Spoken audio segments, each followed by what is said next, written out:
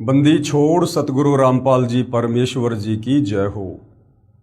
परमपिता परमात्मा सारी सृष्टि के रचनहार कुल मालिक असंख्य ब्रह्मांडों के स्वामी जगत गुरु तीनों लोकों में प्रवेश करके सबका धारण पोषण करने वाले राजाधिराज आत्माधार नाथों के नाथ देवों के देव महादेव सर्वेश्वर महेश्वर मृत्युंजय अजरो अमर आदि अनादि सनातनी प्रभु जगत पिता जगदीश्वर श्री श्री 1008 की उपाधि के वास्तविक अधिकारी अकाल मूरत सौद स्वरूपी राम वासुदेव सर्वगतम ब्रह्म परम पूज्य प्रथम पूज्य परम संत परम पुरुष परम धनी परम दयालु सत्य कबीर हक्का कबीर अल्लाहु कबीर अल्लाहु अकबर बाखबर अल्लाह ताला जगत के तारणहार जगत के मुक्तिदाता जगत के जगन्नाथ हारे के सहारे हिंदुओं के राम मुसलमानों के अल्लाह सिखों के वाहिगुरु ईसाइयों के मसीह दया के सागर दयानिधि करुणा के सागर करुणानिधि स्वयंभू परिभू संकट मोचन कष्ट हरण मंगल करण दुख भंजन अविगत कबीर निर्विकार निर्विषम परमात्मा अलय अलेख सतगुरु आदि अनादि सतगुरु असली मर्यादा पुरुषोत्तम असली राम असली कृष्ण असली घनश्याम असली मुरारी राजाओं के राजा महाराजाओं के महाराजा शहंशाहों के शहंशाह सम्राटों के सम्राट भगवानों के भगवान अल्लाहों के अल्लाह प्रभुओं के प्रभु मसीहाओं के मसीह सच्चे वाहिगुरु बाबाओं के बाबा पीरों के पीर सेठों के सेठ जगत सेठ सावड़सा सेठ सर्वगुण संपन्न अनंत कोटि कलाओं के स्वामी अनंत कोटि ब्रह्मांडों के नायक योगियों में महायोगी ध्यानियों में महाध्यानी सिद्धों में परम सिद्ध ज्ञानियों में तत्व ज्ञानी ब्रह्म ज्ञानी महाज्ञानी परम ज्ञानी सर्वश्रेष्ठ ज्ञानी विज्ञानी युवा कबीर समर्थ कबीर असमवात अमित ओजा सच्चे रहनुमा करीम अल्लाह सुभान अल्लाह दुनिया के अंतिम पैगंबर 8 सितंबर 1951 से गांव धनाना जिला सोनीपत हरियाणा भारतवर्ष की पावन भूमि पे प्रकट रियल कल्कि भगवान श्री नारायण साकार हरि श्री बाबा साहिब नूर अनंत परमात्मा सच्चे दरवेश सच्चे बाखबर संत श्रोमणी सतगुरु रामपाल जी परमेश्वर जी के चरण कमल में आप और हम सभी भाई बहनों का अनंत कोटि दंडवत प्रणाम।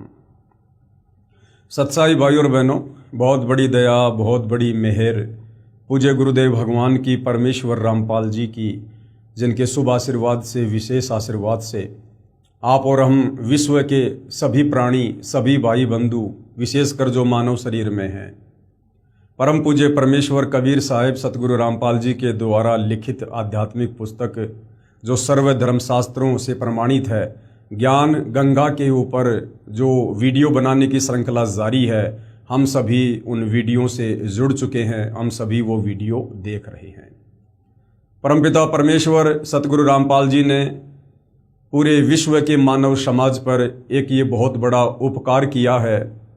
स्वयं सतलोक से चलकर इस भारतवर्ष की पवित्र धरा पर प्रकट हुए और सर्व धर्मशास्त्रों से प्रमाणित ज्ञान आज समाज को दे रहे हैं, जिस आध्यात्मिक ज्ञान के चलते हमारी आत्मा का कल्याण संभव है, हमारा जन्म मरण का रोग समाप्त हो सकता है, हम लक 84 योनियों की भ्रमणा से पीड़ाओं से कष्टों से दुखों से बच सकते हैं।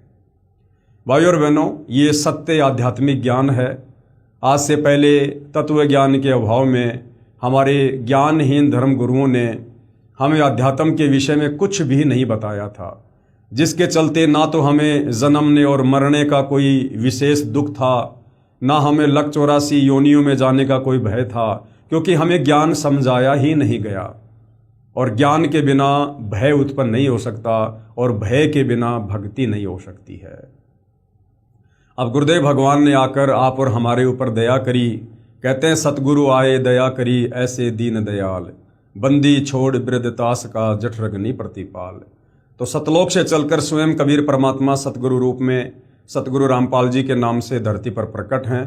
आप हमारे ऊपर उन्होंने महाउपकार किया है और यदि हम उनके ज्ञान को समझकर उनकी शरण ग्रहण कर लेते हैं और यदि आजीवन मर्यादा में रहकर भक्ति करते हैं तो इसी जन्म में हमारी आत्मा का पूर्णतया कल्याण हो जाएगा। लेकिन भाई और बहनों, इससे पहले हमने ज्ञान को समझना बेहद ज़रूरी है क्योंकि ज्ञान सतगुरु रामपाल जी के भक्ति मार्ग की रीढ़ की हड्डी है। ज्ञान वो नींव है, वो फाउंडेशन है जिसको अच्छे से समझे बिना हम ऊपर किसी भी प्रकार का कोई भी निर्माण नहीं कर सकते हैं। तो भाई और बहनों, यदि आप पहली बार ज्ञान गंगा पुस्तक के ऊपर ये वीडियो देख रहे हैं तो आप जी से प्रार्थना करूंगा, आप जी इस पुस्तक पर बन चुके प्रत्येक वीडियो को सीरियल वाइज देखिए। इस पुस्तक की भूमिका को अवश्य पढ़िए। भूमिका को समझे बिना, पढ़े बिना हम आगे की वीडियो नहीं समझ सकते हैं। तो भाई और बहनों, आज पवित्र पुस्तक ज्ञान गंगा के ऊपर हमारा 8वें नंबर का वीडियो है और पिछले 2 वीडियो में हम सृष्टि रचना के विषय में जानकारी प्राप्त कर रहे हैं। अभी तक हमने सृष्टि रचना के विषय में पढ़ा कि सर्वप्रथम एक अनामी लोक था जिसको अनामे लोक भी कहते हैं। उस अनामी लोक में कबीर परमात्मा, सत्य पुरुष, परम अक्षर ब्रह्म, पूर्ण ब्रह्म, अकाल मूर्त, सौद स्वरूपी राम, जो उस कबीर परमात्मा के उपमात्मक नाम है, उनकी पदवियों के नाम है। तो अनामी लोक में कबीर परमात्मा अकेले स्वयं ही रहते थे। उसके बाद परमेश्वर के मन में ख्याल आया, विचार आया।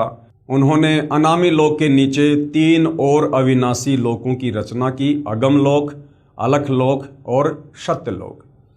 और उन तीनों लोकों में कबीर परमात्मा स्वयं ही अपने अन्य रूपों में विराजमान हुए। अगम लोक में विराजमान होने के कारण अगम पुरुष कहलाए और अलख लोक में विराजमान होने के कारण अलख पुरुष कहलाए और सत्य लोक में विराजमान होने के कारण सत्य पुरुष कहलाए। उसके बाद सर्वप्रथम कबीर परमात्मा ने, परम अक्षर ब्रह्म ने सतलोक में सृष्टि की रचना करने की सोची। उसके लिए परमात्मा ने सर्वप्रथम एक शब्द से 16 द्वीपों की रचना की, फिर 16 शब्द उच्चारण करके अपने 16 पुत्रों की उत्पत्ति की और अपने प्रत्येक पुत्रों को एक एक द्वीप में रहने का आदेश दिया। उसके बाद कबीर परमात्मा, सत्य पुरुष, पूर्ण ब्रह्म ने, अविनाशी परमात्मा ने अपने 12वें नंबर के पुत्र अचिंत से कहा कि बेटा, आप सतलोक में मेरे द्वारा दी गई शब्द शक्ति से आप सृष्टि की रचना करो। अचिंत ने अपने शब्द से एक आत्मा की उत्पत्ति की जिसको अक्षर पुरुष का नाम दिया गया, जिसको पर ब्रह्म भी कहते हैं। अक्षर पुरुष मानसरोवर में जाकर सो गया, जो सतलोक में ही है। काफी युगों तक जब निंद्रा से नहीं उठा तो अचिंत ने पूर्ण ब्रह्म कबीर परमात्मा से अर्ज की कि हे परमात्मा, अक्षर पुरुष मानसरोवर में गहरी निंद्रा में सो गया है, उसके बिना सृष्टि नहीं रची जा रही है। तब कबीर परमात्मा, पूर्ण ब्रह्म, सत्य पुरुष कबीर देव ने कहा कि बेटा, तुम्हारे बस की बात सृष्टि की रचना करना है भी नहीं। ये तो तुम्हारे को एक झटका दिया गया है, तुम्हारे को एक ट्रेलर दिखाया गया है कि समर्थ का काम उसी को साजे और करे तो मूर्ख बाजे। आगे से तुम किसी भी प्रकार से मेरे कार्यों में टांग अड़ाने की कोशिश ना करना। फिर कबीर परमात्मा, सत्य पुरुष ने मानसरोवर के जल को अपने हाथ में लिया, अपनी वचन शक्ति से एक अंडा बनाया, उस अंडे में एक आत्मा प्रवेश की और अंडे को मानसरोवर के जल में अक्षर पुरुष जो निंद्रा में सोया हुआ था उसको जगाने के लिए छोड़ा।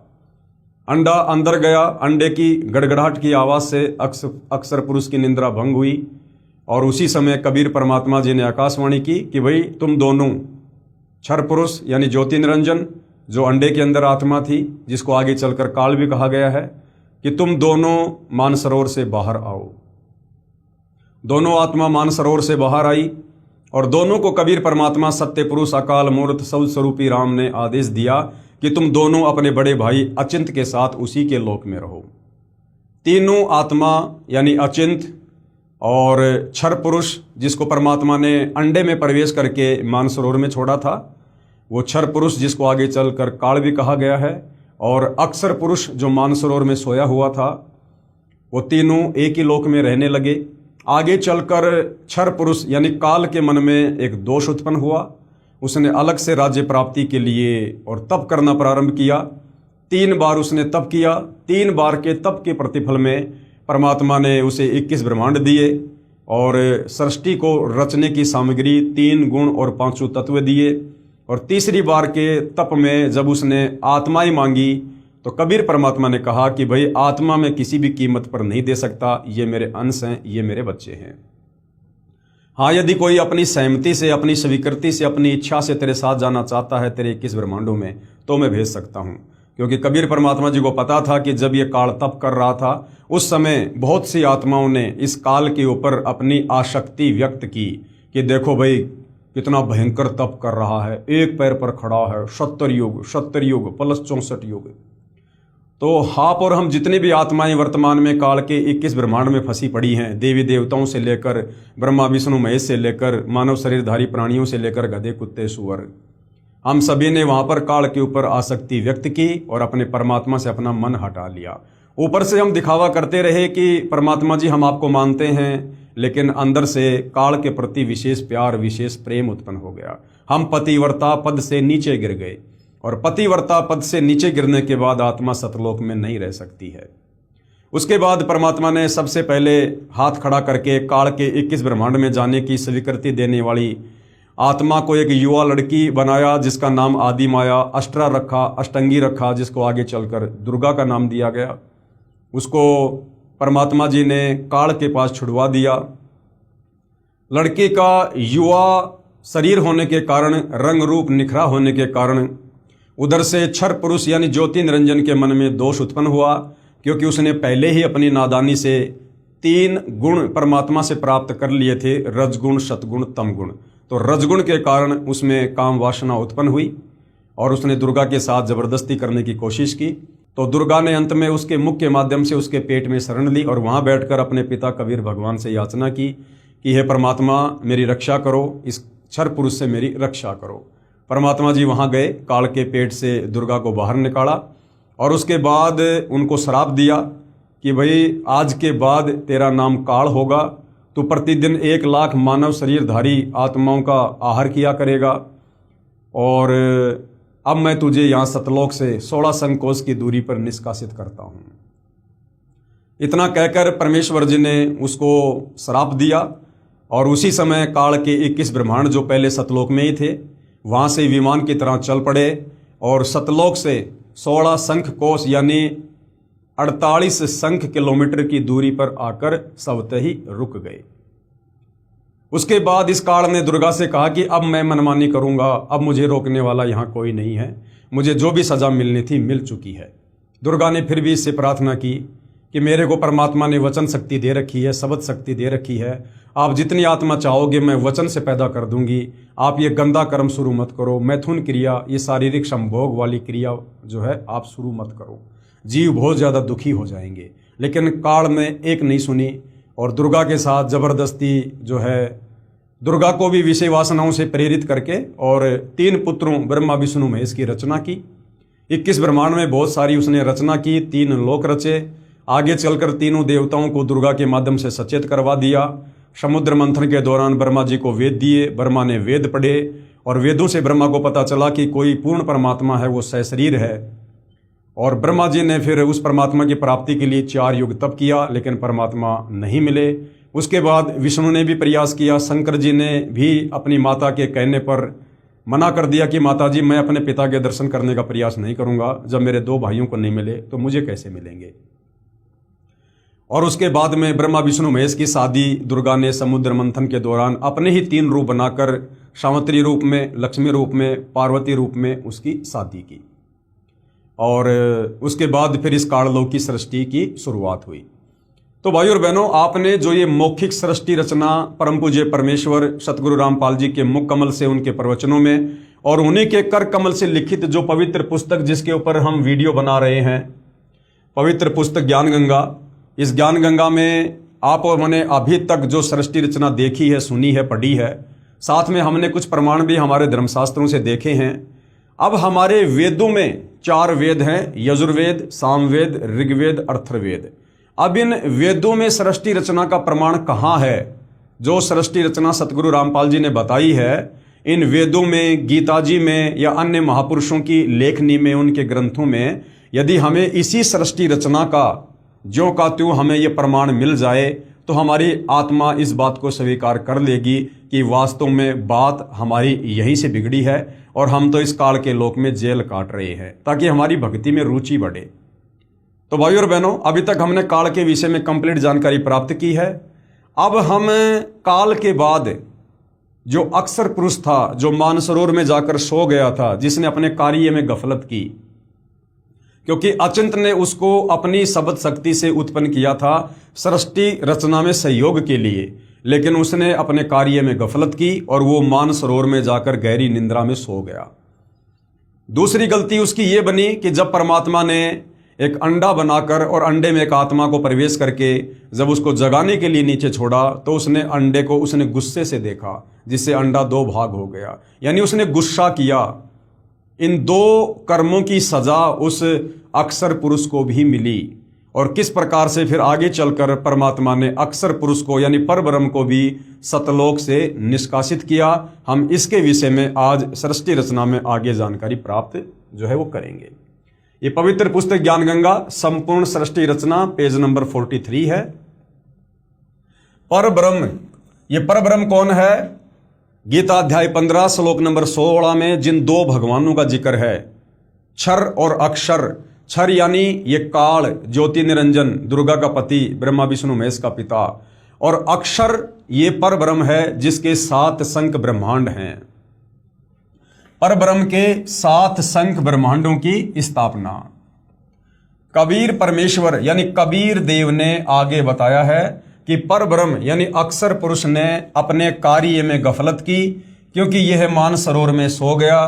तथा जब परमेश्वर यानी मैंने अर्थात कबीर साहिब ने उस सरोवर में अंडा छोड़ा तो अक्षर पुरुष यानी परब्रह्म ने उसे क्रोध से देखा।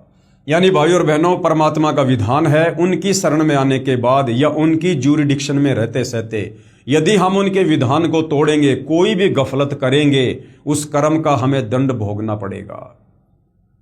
तो जब परमात्मा ने अंडा जल में छोड़ा था तो अक्षर पुरुष ने उसको क्रोध से देखा, जबकि सतलोक में ये क्रोध करने की अनुमति नहीं है, वहां पर गुस्सा करने की अनुमति नहीं है। लेकिन इस अक्षर पुरुष ने परब्रह्म ने परमात्मा के विधान को तोड़ा, जिस कारण से उसे दंड भोगना पड़ा। उस सरोवर में अंडा छोड़ा तो अक्षर पुरुष यानी परब्रह्म ने उसे क्रोध से देखा। इन दोनों अपराधों के कारण, एक तो उसने अपने कार्य में गफलत की, मानसरोवर में सो गया। दूसरा, जब परमात्मा ने अंडा छोड़ा तो परब्रह्म यानी अक्षर पुरुष ने अंडे को जो है क्रोध से देखा। इन दोनों अपराधों के कारण 7 संख्य ब्रह्मांडों सहित सतलोक से बाहर कर दिया। काल को 21 ब्रह्मांड सहित और इस परब्रह्म को अक्षर पुरुष को 7 शंख नील शंख इतने ब्रह्मांड देकर इसको सतलोक से बाहर कर दिया। अन्य और क्या कारण था जिसके चलते फिर अक्षर पुरुष को सतलोक से बाहर करना पड़ा? अन्य कारण, अक्षर पुरुष यानी परब्रह्म अपने साथी ब्रह्म यानी क्षर पुरुष यानी काल की विदाई में व्याकुल होकर परमपिता कबीर देव कबीर परमेश्वर की याद भूलकर उसी को याद करने लगा तथा सोचा कि क्षर पुरुष यानी ब्रह्म काल तो बहुत आनंद मना रहा होगा, वह स्वतंत्र राज्य करेगा, मैं पीछे रह गया। तथा अन्य कुछ आत्माएं जो परब्रह्म के साथ 7 संख्य ब्रह्मांडों में जन्म मृत्यु का कर्मदंड भोग रही हैं, उन हंस आत्माओं की विदाई की याद में खो गई, जो ब्रह्म यानी काल के साथ 21 ब्रह्मांडों में फंसी है, तथा पूर्ण परमात्मा सुखदाई कबीर देव की याद भुला दी। अब देखो भाइयों और बहनों, सब ने लगभग सेम गलती की है, और वो एक जैसी गलती क्या है जिस गलती से आप और हमने भी वर्तमान में यदि वापस सतलोक जाना है, पूर्ण मोक्ष प्राप्त करना है, तो आप और हमने भी बहुत ध्यान देना होगा। क्योंकि जिस गलती के कारण हम सतलोक से यहां आ गए, अब काल हमसे वो गलती करवाएगा। लगभग सबकी गलती सेम रही। अपने परमपिता परमेश्वर की याद भुलाकर यानी पतिव्रता पद से नीचे गिरकर और एक जीव के ऊपर आसक्ति करना। सर्वप्रथम जब ये काल सतलोक में तप कर रहा था तो हम सभी आत्माएं जो आज 21 ब्रह्मांड में फंसी पड़ी हैं, चीटी से लेकर हाथी और देवताओं से लेकर ब्रह्मा विष्णु महेश, हम सब ने क्या गलती की? हम भक्ति तो अपने परमात्मा की करते रहे, ऊपर से तो अपने कबीर भगवान को परमात्मा परमात्मा कहते रहे, लेकिन अंदर ही अंदर जब ये काल एक पैर पर खड़ा होकर तप कर रहा था, हम इसको अंदर से चाहने लगे। हमारा विशेष प्रेम जो केवल हमारे परमात्मा गुरुदेव कबीर भगवान से होना चाहिए था, वो हमने इस काल के ऊपर करना शुरू कर दिया। यानी आसक्ति, गुरु को तजे भजे जो आना, तापसवां को फोकट ज्ञाना। तो हम आत्माओं की सबसे बड़ी गलती अपने परमात्मा से मन हटाकर एक जीव के ऊपर मन लगाना। काल भी तो एक जीव ही है, क्षर पुरुष भी तो एक आत्मा ही है। वो हमसे पहले परमात्मा ने अपने वचन से पैदा किया, हमें परमात्मा ने अपने वचन से बाद में पैदा किया। तो ये क्षर पुरुष काल भी तो हमारा बड़ा भाई है। तो हमने अपने बाप से आसक्ति हटाकर और एक जीव इस काल के ऊपर हमने आसक्ति लगाई, जिस कारण से हम पतिव्रता पद से नीचे गिर गए। इसलिए परमात्मा ने हमें काल सहित सतलोक से निष्कासित करना पड़ा। और वही गलती फिर आगे चलकर भाई और बहनों इस काल ने की। अन्यथा परमात्मा इसको सतलोक से बाहर नहीं भेजता। लेकिन इस काल ने भी अपने परमपिता परमात्मा कबीर साहिब से वो प्रेम ना करके, अपनी आसक्ति हटा के, और दुर्गा जिसको परमात्मा ने युवा लड़की बना दिया था, रूप रंग निखरा हुआ था, इस काल की आसक्ति उस दुर्गा के ऊपर हो गई, दुर्गा के ऊपर। तो वो भी पतिव्रता पद से नीचे गिर गया, जिस कारण से परमात्मा ने उसको भी सतलोक से निष्कासित करना पड़ा। और जब परमात्मा ने 21 ब्रह्मांड सहित काल, दुर्गा और दुर्गा के अंतःकरण में हम सभी आत्माओं को सूक्ष्म रूप में डालकर सतलोक से निष्कासित कर दिया, उसके काफी लंबे समय बाद ये जो अक्षर पुरुष है, परब्रह्म, इसके मन में भी ये व्याकुलता उत्पन्न हो गई। ये भी धीरे धीरे धीरे धीरे पतिव्रता पद से नीचे गिरने लगा और मन ही मन में सोचने लगा कि भैया वो काल और दुर्गा और ये जितनी भी आत्माएं जो गई हैं सतलोक से काल के साथ 21 ब्रह्मांड में, ये तो ना जाने वहां पर क्या सुख भोग रहे होंगे, जबकि हम यहाँ पर सुअर बन के टट्टी खा रहे हैं, हम यहाँ पर लैट्रिन खा रहे हैं कुत्ता बन के, हम यहाँ गोबर खा रहे हैं जो है कौवा बन के, हमारी नरक स्वर्ग में दुर्गति हो रही है, तपस्या पर भूने जा रहे हैं। लेकिन परब्रह्म ने, अक्षर पुरुष ने, जो उस समय सतलोक में था, उसने क्या सोचा कि भैया वो काल, दुर्गा और सारी आत्माएं 21 ब्रह्मांड में मौज मस्ती कर रही हैं, भाई भयंकर लूट रही हैं। जो सुख सतलोक में नहीं है वो सुख भाई वहां पर काल उनको दे रहा होगा। तो उस काल की, क्षर पुरुष की विदाई में और ये अक्षर पुरुष भी चिंतित रहने लगा। चिंतित रहने का मतलब है ज्यादातर ध्यान ये उस काल का करने लगा कि वो तो मजा ले रहा होगा, मौज कर रहा होगा। तो काल का सुमरण ज्यादा हो गया और अपने परमपिता कबीर साहिब की याद कम हो गई, अर्थात वो भी पतिव्रता पद से नीचे गिर गया। और सतलोक में हम जो भक्ति करते हैं परमात्मा के द्वारा दी गई, उस भक्ति को करते करते उसके मन में अलग से राज्य प्राप्त करने की इच्छा जागृत हो गई। तो परमात्मा जी ने उसको 7 शंख ब्रह्मांड दे दिए, 7 शंख ब्रह्मांड। अर्थात अक्षर पुरुष यानी परब्रह्म ने भी अपने परमपिता परमेश्वर से जो विशेष प्रेम करना था, वहां से अपनी सुरती हटाकर और काल की याद में सुरती लगा दी। अर्थात वो भी एक जीव के ऊपर आसक्त हो गया। और जिस समय ये अक्षर पुरुष उस काल की याद में व्याकुल रहने लगा, मौन रहने लगा, चिंतित रहने लगा, तो हम और बाकी बहुत सारी आत्माएं जो उस समय सतलोक में थी, आप और हम नहीं, आप और हमारे आने के बाद जो बाकी आत्मा सतलोक में बची हुई थी, वो बहुत सारी आत्माएं उस अक्षर पुरुष की व्याकुलता के ऊपर फिदा हो गई। और उन आत्माओं के मन में भी ये दोष आ गया कि भाई उस काल के साथ में जितने भी आत्माओं ने स्वीकृति दी थी 21 ब्रह्मांड में जाने की, और भाई वो तो चले गए और हम भाई उस समय पिताजी के डर से हाथ खड़ा नहीं कर पाए, और भाई वो आत्मा तो ना जाने क्या सुख भोग रही होंगी। तो उन आत्माओं के मन में भी दोष आ गया, अर्थात वो आत्माएं भी बाकी 21 ब्रह्मांड वाली आत्माओं के ऊपर आसक्त हो गई, जिस कारण से परमात्मा ने फिर अक्षर पुरुष के साथ में और बहुत सारी आत्माओं को सतलोक से निष्कासित कर दिया।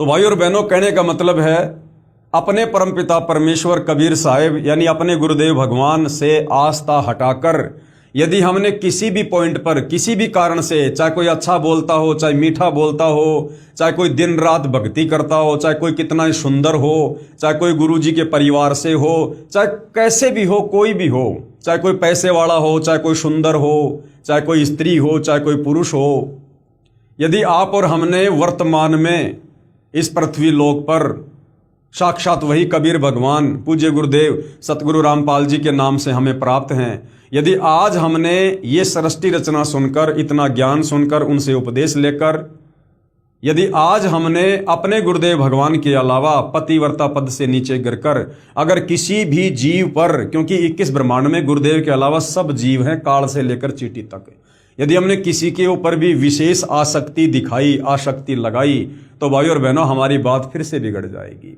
और इसके बहुत सारे उदाहरण हैं। एक उदाहरण आपको अब्राहिम सुल्तान का भी दिया जाता है।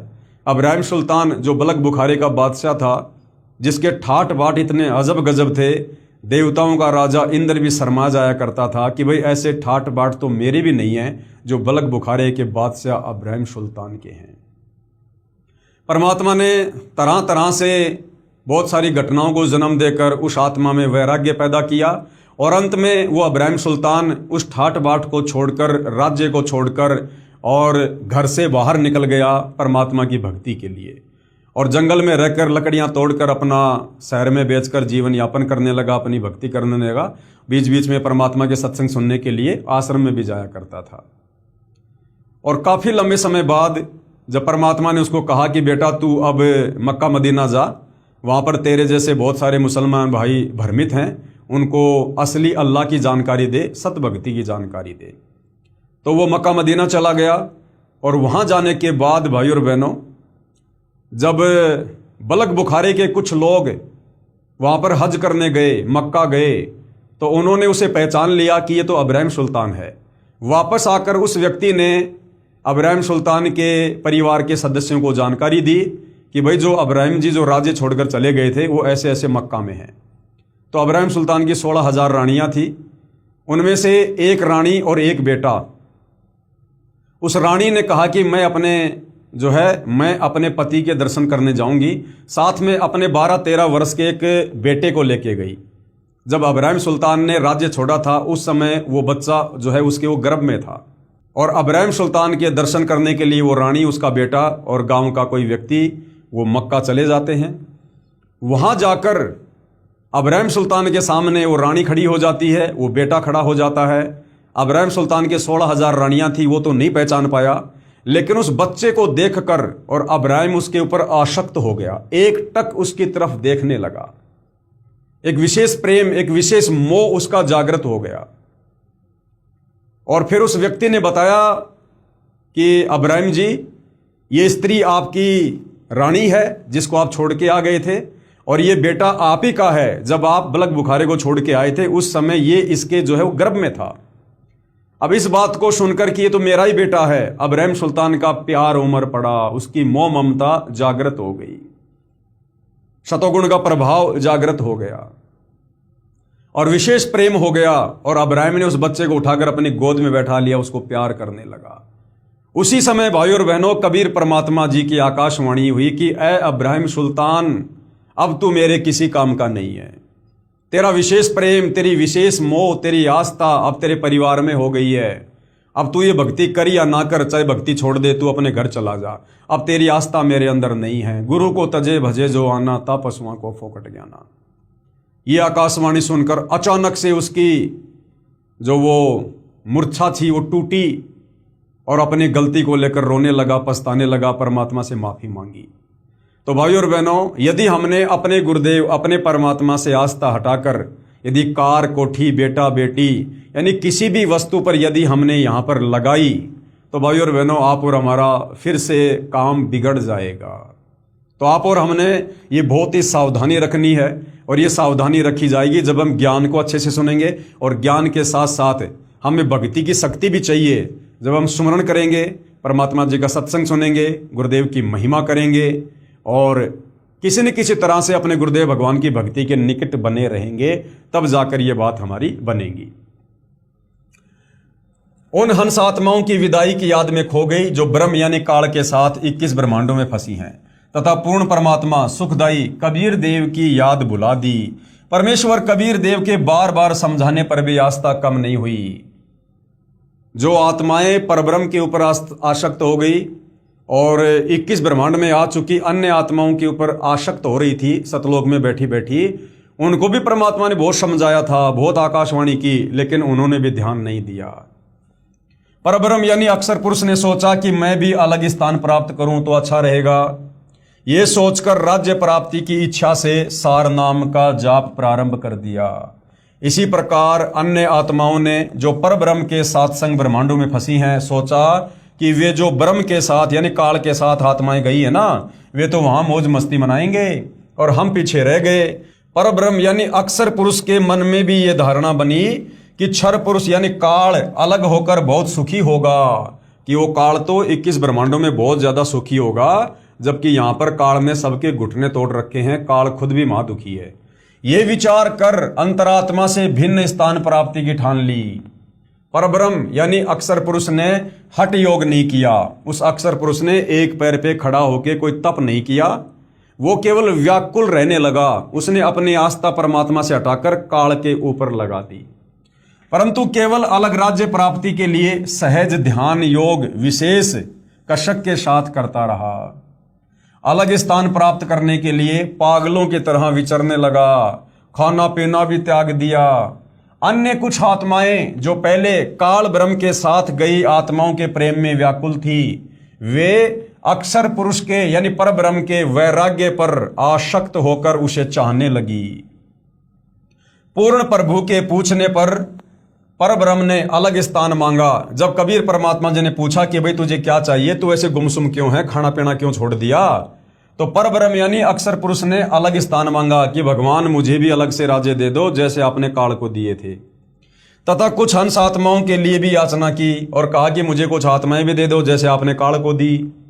तब कबीर देव यानी कबीर परमेश्वर ने कहा कि जो आत्मा आपके साथ अपनी इच्छा से जाना चाहे उसे भेज देता हूं। पूर्ण प्रभु यानी कबीर देव ने पूछा कि कौन हंस आत्मा परब्रह्म के साथ जाना चाहता है, सहमति व्यक्त करो। बहुत समय उपरांत एक हंस ने स्वीकृति दी, यानी सेम टू सेम वही काम हुआ। फिर देखा देखी उन सभी आत्माओं ने भी सहमति व्यक्त कर दी। सर्वप्रथम स्वीकृति देने वाले हंस को स्त्री रूप बनाया, उसका नाम ईश्वरी माया यानी प्रकृति सुरती रखा तथा अन्य आत्माओं को उस ईश्वरी माया में प्रवेश करके अचिंत द्वारा अक्षर पुरुष परब्रह्म के पास भेजा। पतिव्रता पद से गिरने की सजा पाई। क्या सजा पाई? पतिव्रता पद से नीचे गिरने की। पतिव्रता पद यानी अपने परम पिता परमेश्वर, अपने पति परमेश्वर कबीर साहिब से आस्था कम करके और एक जीव के ऊपर आस्था लगा ली, तो पतिव्रता पद से गिरने की सजा पाई। इसी प्रकार भाई और बहनों, वर्तमान में गुरुदेव भगवान ने हमें जो भक्ति दे दी है और समझा दिया है कि बच्चों वो कबीर भगवान तुम्हारा गुरु ही है और कोई नहीं है। अब यदि हमने अपने गुरुजी के अलावा किसी और में भगवान को देखा, किसी और को इष्ट बनाया, किसी और की फोटो में हमने आस्था रखी, अपने गुरु के अलावा किसी और को कबीर परमात्मा के रूप में स्वीकार कर लिया, किसी और का हमने प्रकट दिवस मना लिया, बोध दिवस मना लिया, तो भाई और बहनों आप और हमारी भी बात बिगड़ जाएगी। पतिव्रता पद से गिरने की सजा पाई। कई युगों तक दोनों सात संग ब्रह्मांडों में रहे, परंतु परब्रह्म ने दुर्व्यवहार नहीं किया। इस परब्रह्म ने, अक्षर पुरुष ने वो गलती नहीं की उस ईश्वरी माया के साथ जो गलती उस काल ने दुर्गा के साथ की थी, जबरदस्ती करने की, बलात्कार करने की।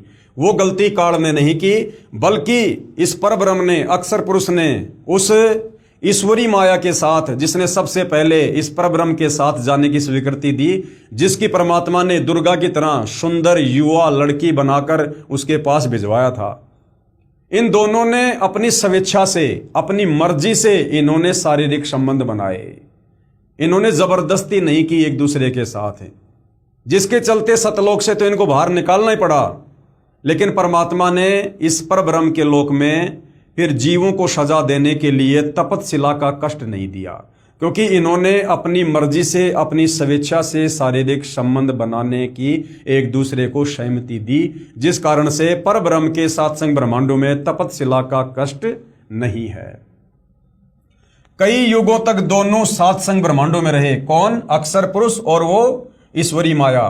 परंतु परब्रह्म ने यानी अक्षर पुरुष ने दुर्व्यवहार नहीं किया, बलात्कार नहीं किया, जबरदस्ती नहीं की। ईश्वरी माया की स्वेच्छा से अंगीकार किया, यानी शारीरिक संबंध बनाए, तथा अपनी शब्द शक्ति द्वारा नाखूनों से स्त्री इंद्री योनि बनाई। ईश्वरी देवी की सहमति से संतान उत्पन्न की। इसलिए परब्रह्म के लोक यानी सात संग ब्रह्मांडों में प्राणियों को तपतशिला का कष्ट नहीं है, तथा वहां पशु पक्षी भी ब्रह्मलोक के देवों से अच्छे चरित्र युक्त हैं। अब देख लो भाइयों और बहनों, गलत व्यक्ति की संगति, कुसंगति का भी कितना बड़ा दंड मिलता है। अब काल ने जबरदस्ती की दुर्गा के साथ में, हम आत्माओं ने तो नहीं की थी ना, हम आत्माओं ने तो नहीं कहा ना तू इसके साथ बलात्कार कर, शारीरिक संबंध बना, लेकिन जबरदस्ती किसने की? इस काल ने की दुर्गा के साथ, और सजा हम सभी जीवों को मिली। तपतशिला पर भून भून कर जो हम खाए जा रहे हैं ना, ये उसी कर्म की सजा है, ये उसी कर्म की सजा। अरे हमने तो केवल काल के ऊपर आसक्ति की थी 21 ब्रह्मांड में आने के लिए, और वो ही आसक्ति जो आत्माएं उस पर ब्रह्म के लोक में हैं, उन्होंने भी पर ब्रह्म के साथ सातसंग ब्रह्मांडों में जाने की इच्छा व्यक्त की, लेकिन पर ब्रह्म ने ईश्वरी के साथ जबरदस्ती नहीं की, बलात्कार करने का प्रयास नहीं किया, जिस कारण से सात संग ब्रह्मांड में रहने वाली आत्माओं को तपतशिला का कष्ट नहीं है।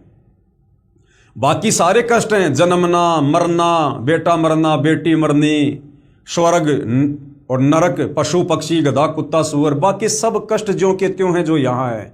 केवल सातसंग ब्रह्मांडों में तपतशिला पर भून भून कर जीव को नहीं खाया जाता।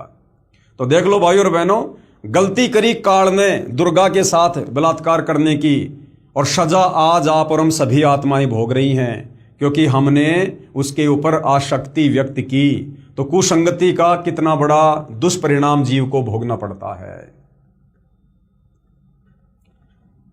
इसलिए परब्रह्म यानी अक्षर पुरुष के सात संग ब्रह्मांडों में प्राणियों को तपतशिला का कष्ट नहीं है, तथा वहां पशु पक्षी भी ब्रह्मलोक यानी काल के देवों से अच्छे चरित्र वाले हैं। यानी अक्षर पुरुष के लोक में जो पशु पक्षी है ना, वो इस काल लोक के देवी देवताओं से भी अच्छे जो है वो चरित्र वाले हैं। आयु भी बहुत लंबी है, परंतु जन्म मृत्यु कर्म आधार पर वो कर्म दंड यानी कभी आंख फूटना, कभी पैर कटना, कभी कुछ होना, तथा परिश्रम करके ही पेट पूर्ति होती है, काम धंधा करके ही वहां पर उदर पूर्ति होती है। स्वर्ग तथा नरक भी ऐसे ही बने हैं। परब्रह्म यानी अक्षर पुरुष को सात संग ब्रह्मांड उसके इच्छा रूपी भक्ति ध्यान अर्थात सहज समाधि विधि से की उसकी कमाई के प्रतिफल में प्रदान किए, तथा सत्य लोक से भिन्न स्थान पर गोलाकार परिधि में बंद करके सात संग ब्रह्मांडों सहित अक्षर पुरुष यानी अक्षर ब्रह्म व ईश्वरी माया को निष्कासित कर दिया। लेकिन परमात्मा ने उसे सतलोक में रखा नहीं, सतलोक के ही एक कोने में अलग से, और उसके सात संग ब्रह्मांडों को कैद कर दिया परमात्मा ने अपनी वचन शक्ति से, और उसको रख दिया। पूर्ण ब्रह्म कौन? कबीर परमात्मा, कबीर परमेश्वर, जिनको सत्य पुरुष भी कहते हैं। पूर्ण ब्रह्म सत्य पुरुष असंख्य ब्रह्मांडों जो सतलोक आदि में हैं, तथा ब्रह्म यानी काल के 21 ब्रह्मांडों तथा पर ब्रह्म के सात संग ब्रह्मांडों का भी प्रभु यानी मालिक है, अर्थात परमेश्वर कबीर देव कुल का मालिक है। अब ऊपर के चार लोक, अनामी लोक, अगम लोक, अलख लोक, सतलोक, फिर इस पर ब्रह्म के सात संग ब्रह्मांड और काल के 21 ब्रह्मांड, इन सब ब्रह्मांडों का स्वामी कौन है? कबीर परमात्मा, सत्य पुरुष।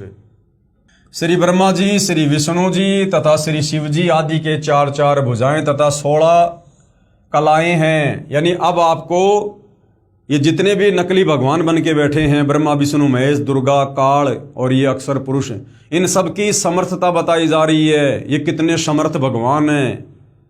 तो श्री ब्रह्मा, श्री विष्णु तथा श्री शिव जी जो इस काल और दुर्गा के तीनों ये पुत्र हैं, इनकी चार चार भुजाएं हैं। यानी ये केवल 4 भुजाओं से ज्यादा भुजाएं नहीं बना सकते, कम से कम 2 रख सकते हैं, ज्यादा से ज्यादा 4, तथा 16 कलाओं के भगवान हैं।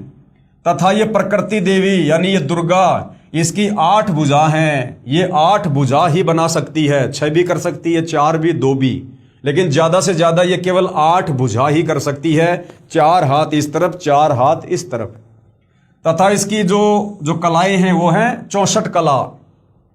और ब्रह्म यानी ये क्षर पुरुष, ये काल, इसकी 1000 भुजा हैं। ये 1000 भुजा बना सकता है, इससे ज्यादा नहीं, कम से कम 2 रख सकता है। तथा 1000 कलाएं हैं, तथा 21 ब्रह्मांडों का प्रभु है, इसके पास केवल 21 ब्रह्मांड ही हैं। दूसरा जो ये परब्रह्म है, अक्षर पुरुष है, इसकी कितनी समर्थता है? इसकी 10,000 भुजाएं हैं। अक्षर पुरुष यानी परब्रह्म 10,000 भुजा बना सकता है तथा 10,000 इसके पास में जो है ये कला है तथा 7 संग ब्रह्मांडों का ये प्रभु है और इसके पास में 7 संग ब्रह्मांड है। लेकिन जो पूर्ण ब्रह्म है, पूर्ण परमात्मा है, कबीर साहिब हैं, वो कितने समर्थ हैं? उनकी समर्थता बताई जा रही है। पूर्ण ब्रह्म परम अक्षर पुरुष अर्थात सत्य पुरुष की असंख्य भुजाएं, कोई गिनती ही नहीं है, काउंटलेस, तथा असंख्य कलाएं हैं, अनंत कोटि कलाओं के स्वामी हैं कबीर भगवान। तथा ब्रह्म के 21 ब्रह्मांड और परब्रह्म के 7 संग ब्रह्मांडों सहित असंख्य ब्रह्मांडों का स्वामी भी कबीर परमात्मा है। प्रत्येक प्रभु अपनी सर्व भुजाओं को समेट कर केवल 2 भुजाएं भी रख सकते हैं तथा जब चाहें सर्व भुजाओं को भी प्रकट कर सकते हैं। और पूर्ण परमात्मा यानी कबीर परमात्मा पर ब्रह्म के प्रत्येक ब्रह्मांड में भी अलग अलग स्थान बनाकर अन्य रूप में गुप्त रहता है। कबीर परमात्मा जी अक्षर पुरुष के 7 संग ब्रह्मांडों के प्रत्येक ब्रह्मांड में यानी एक एक ब्रह्मांड में परमात्मा कबीर भगवान अलग अलग रूप बनाकर, अलग अलग जगह बनाकर वहां भी परमात्मा रहता है। वहां की आत्माओं को भी परमात्मा, जो गलती उन्होंने सतलोक में की थी वो सृष्टि रचना परमात्मा उनको भी समझाता है, उनसे भी परमात्मा भक्ति करवाता है, जैसे यहां आकर आप और हमसे करवा रहे हैं। पूर्ण परमात्मा यानी कबीर भगवान परब्रह्म यानी अक्षर पुरुष के प्रत्येक ब्रह्मांड में भी अलग स्थान बनाकर अन्य रूप में गुप्त रहता है। जैसे यहां पर परमात्मा ने काल के 21 ब्रह्मांड में मिनी सतलोक बना रखा है। यूं समझो जैसे एक घूमने वाला कैमरा बाहर लगा देते हैं तथा अंदर टेलीविजन रख देते हैं। टीवी पर बाहर का सारा दृश्य नजर आता है तथा दूसरा टीवी बाहर रखकर अंदर का कैमरा स्थायी करके रख दिया जाए, उसमें केवल अंदर बैठे प्रबंधक का चित्र दिखाई देता है, जिसे सर्व कर्मचारी सावधान रहते हैं। इसी प्रकार पूर्ण परमात्मा अपने सतलोक में बैठकर सभी को नियंत्रित किए हुए है तथा प्रत्येक ब्रह्मांड में भी सतगुरु कबीर देव विद्यमान रहते हैं, जैसे सूर्य दूर होते हुए भी अपना प्रभाव अन्य लोकों में बनाए हुए है। यानी क्या समझाया गया है, परमात्मा कैसे सर्व ब्रह्मांडों को कंट्रोल करते हैं। जैसे एक मैनेजर होता है, मैनेजर वो अपनी केबिन में अपने ऑफिस में बैठा होता है और उसके सामने कंप्यूटर होता है और बाकी जो कंपनी होती है, कंपनी में हर जगह कैमरे लगे होते हैं, अंदर बाहर हर जगह। और वो मैनेजर अपने लैपटॉप में, अपने कंप्यूटर में, उस कैबिन में बैठा बैठा सबको देख रहा होता है, कौन क्या काम कर रहा है, कौन क्या काम नहीं कर रहा है, सब पर उसकी नजर होती है। इस प्रकार से कबीर परमात्मा सतलोक में बैठकर अपनी शब्द शक्ति से वो अंतर्यामी परमात्मा सबको नियंत्रित करता है, सबको देख रहा है। और जैसे एक बाहर लैपटॉप रख दिया जाए, किसी कंपनी में किसी एक जगह पर लैपटॉप रख दिया जाए जहां पर हजारों लेबर काम कर रही है, मजदूर काम कर रहे हैं, और उस लैपटॉप का जो कनेक्शन है एक कैमरे से जोड़कर उस मैनेजर की जो है वो केबिन में रख दिया जाए, तो मैनेजर तो अकेला बैठा है उस केबिन में, लेकिन बाहर जो कंप्यूटर रखा है उस कंप्यूटर में हजारों मजदूर उस मैनेजर को वहां पर देख रहे हैं। जैसे सूर्य है, सूर्य एक जगह पर है और सूर्य का प्रकाश सर्वत्र फैला हुआ है, हम सभी सूर्य को देख रहे हैं। सूर्य अपनी जगह पर है, हम सभी सूर्य को देख रहे हैं, सूर्य के उस प्रकाश का लाभ भी ले रहे हैं। ऐसे ही वो कबीर परमात्मा अपने सतलोक में है, उनका प्रकाश यानी उनकी शक्ति सर्वत्र सर्व ब्रह्मांडों में है और सभी को परमात्मा नियंत्रित करता है। इस प्रकार से परमेश्वर सर्व ब्रह्मांडों को चला रहे हैं। और जब ये परमात्मा चाहे किसी भी ब्रह्मांड में, किसी भी लोक में, चाहे काल के किस ब्रह्मांड में, चाहे अक्षर पुरुष के 7 संग ब्रह्मांडों में, ये परमात्मा कहीं भी जा सकता है, कैसे भी जा सकता है, कोई रोक टोक इस परमात्मा को नहीं है। अब भाई और बहनों, जो सृष्टि रचना अभी तक हमने पढ़ी है पवित्र पुस्तक ज्ञान गंगा में, अब हमारे वेदों में सृष्टि रचना के सबूत कहां हैं, हमें कैसे विश्वास हो कि वेदों में सृष्टि रचना का प्रमाण है, जो सृष्टि रचना यहां पर सतगुरु रामपाल जी के द्वारा लिखी गई है। तो पवित्र अर्थर्वेद में सृष्टि रचना का प्रमाण है।